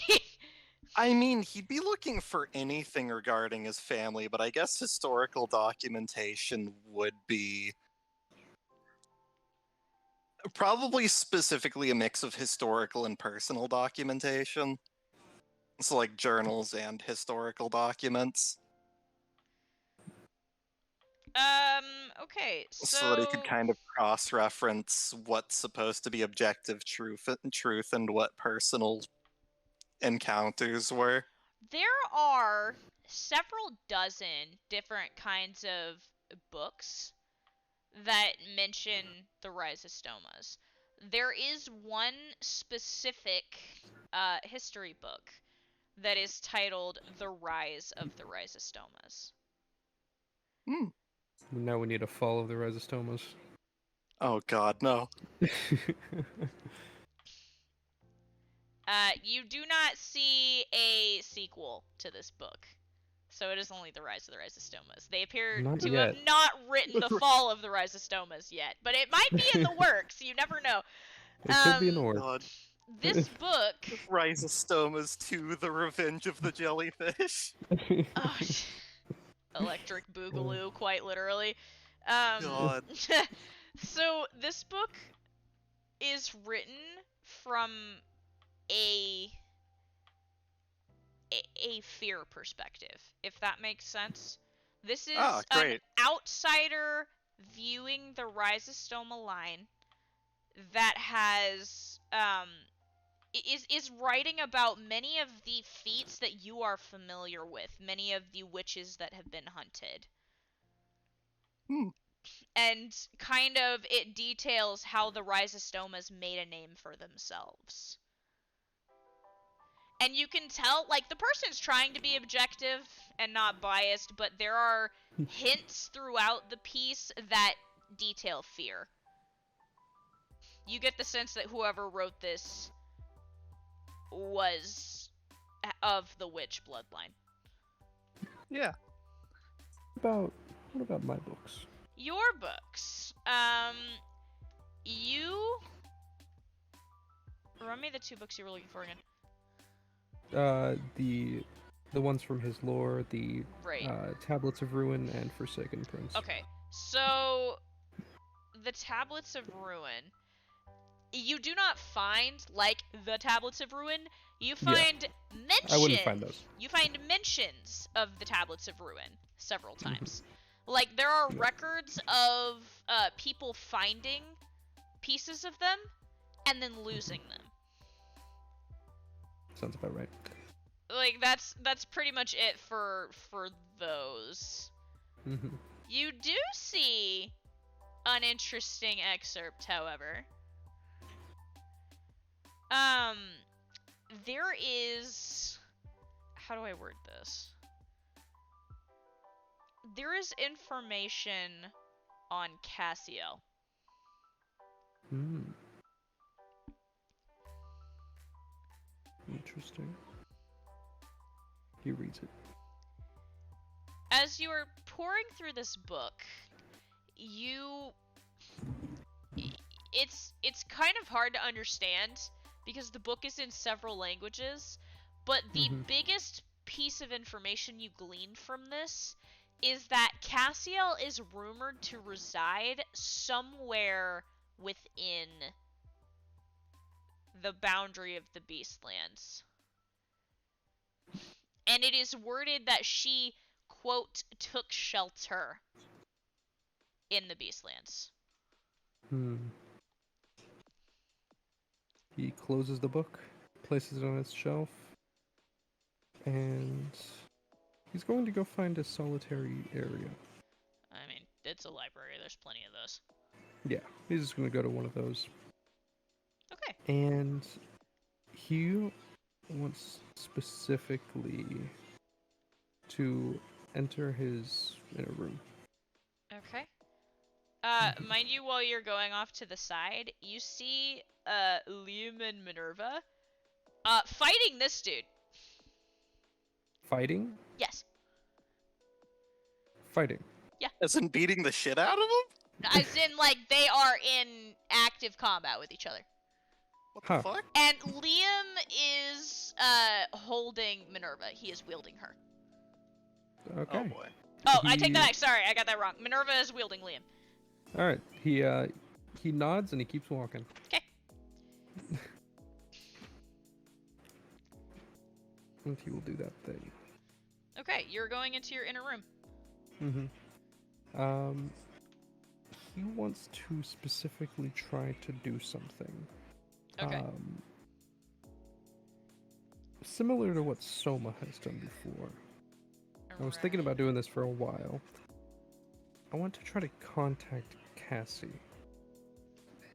Interesting. Okay. Roll for resonation attempt, I guess.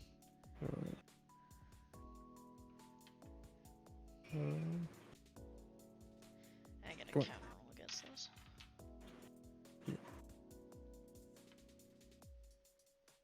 That is a 15. So you try reaching out at random in any and every direction, seeing if you can find something to send the signal back. You don't get anything. Alright. He gives up then. Sort of just lets out a deep sigh. So you let out a deep sigh, you come back to yourself, and immediately, as you open your eyes, there is someone in your face looking at you. How can I help you? It is. I forgot about the meme. It is this guy. Oh, Lord. Also, I just need to add that I saved this because somebody made a meme of this picture and I thought it was hilarious. It's this guy, and he's looking at you, and he tilts his head when you say something. Hello? He clacks his beak twice and tilts his head the other way. He says hello in Russian. Bird. The bird's feathers ruffle a little bit, and he straightens a little bit.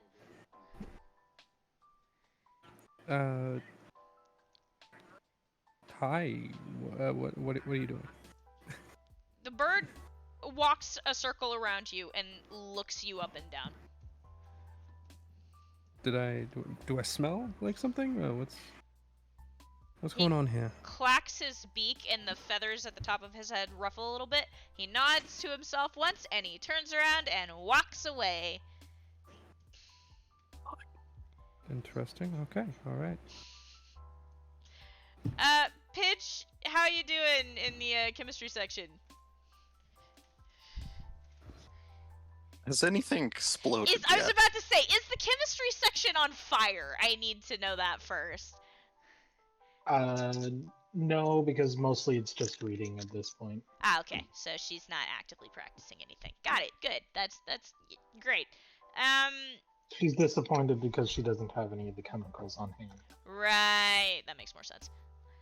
Pridwin, how you doing? How you feeling? He's probably going to continue. Actually, out of curiosity, are there any storybooks about the rhizostomas? Specifically, like children's, like horror tales. Yeah, there are. Had a feeling. There are several mentions of rhizostomas as antagonists in children's storybooks, written specifically by and for witches. Man, And they are drawn like big and scary looking in the books, the pictures. are there any specific names that I recognize from my family? There is, as you're kind of peering through these and you found some of them, and they're kind of almost, some of them are comical to you and some of them are upsetting. And you're pouring through them, and I'm trying to think of how this would be presented in it.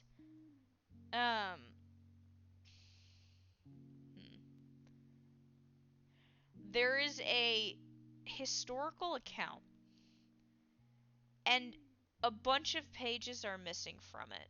But you do see one name that somebody tried to gray out, and it didn't take.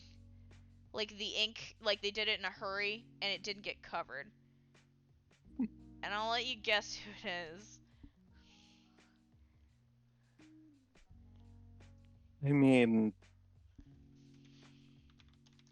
there's a couple. How old is this document supposed to be? Old. I'm assuming And it's it's a Aurelia. scroll. No, not that old. At an alpha? Nope. It is Taros. Oh shit. Uh-huh. You Even get the sense Pridwin- from this book that whatever they did, it was bad. Yeah, Pridwin bristles at the name. Even the way that it's written on this scroll is aggressive. Like, whoever was writing the name was upset just by writing the name.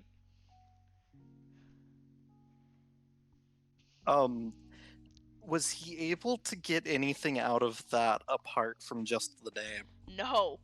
I mean, most of it, like I said, there are pages missing. A lot of stuff has been scribbled out or blacked out or written over, and it's just nonsensical at this point.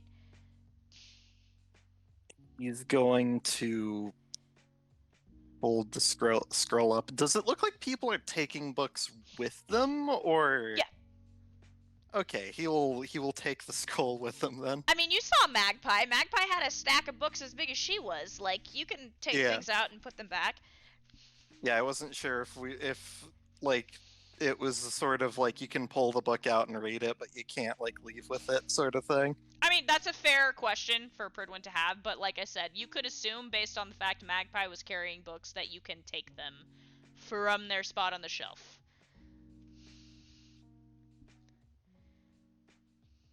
And oh yeah, also just out of curiosity for fun, is there a specific family member who shows up as a villain in the storybooks particularly often?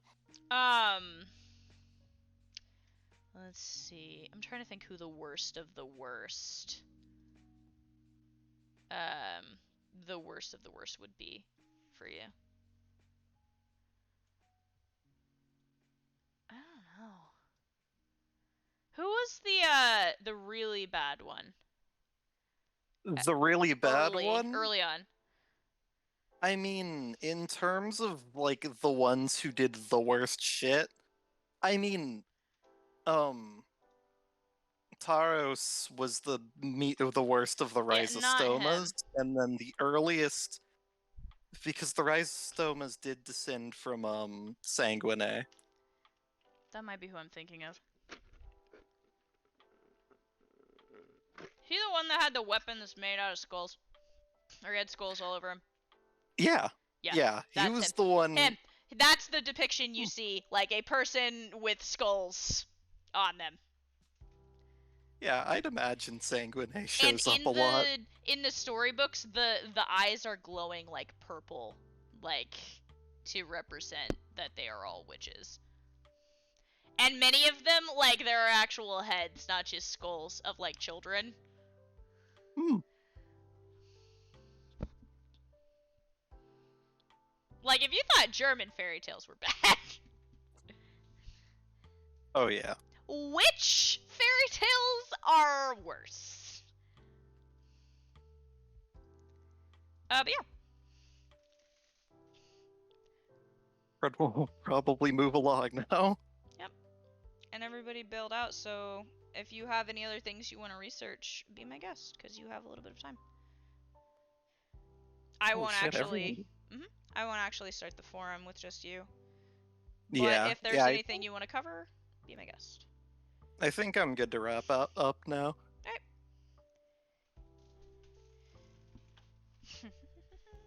Okay. I didn't even realize everybody left. Yeah. Well, they didn't say anything. They were just kind of letting things play out and then messaging me when they had to bail off. Hmm.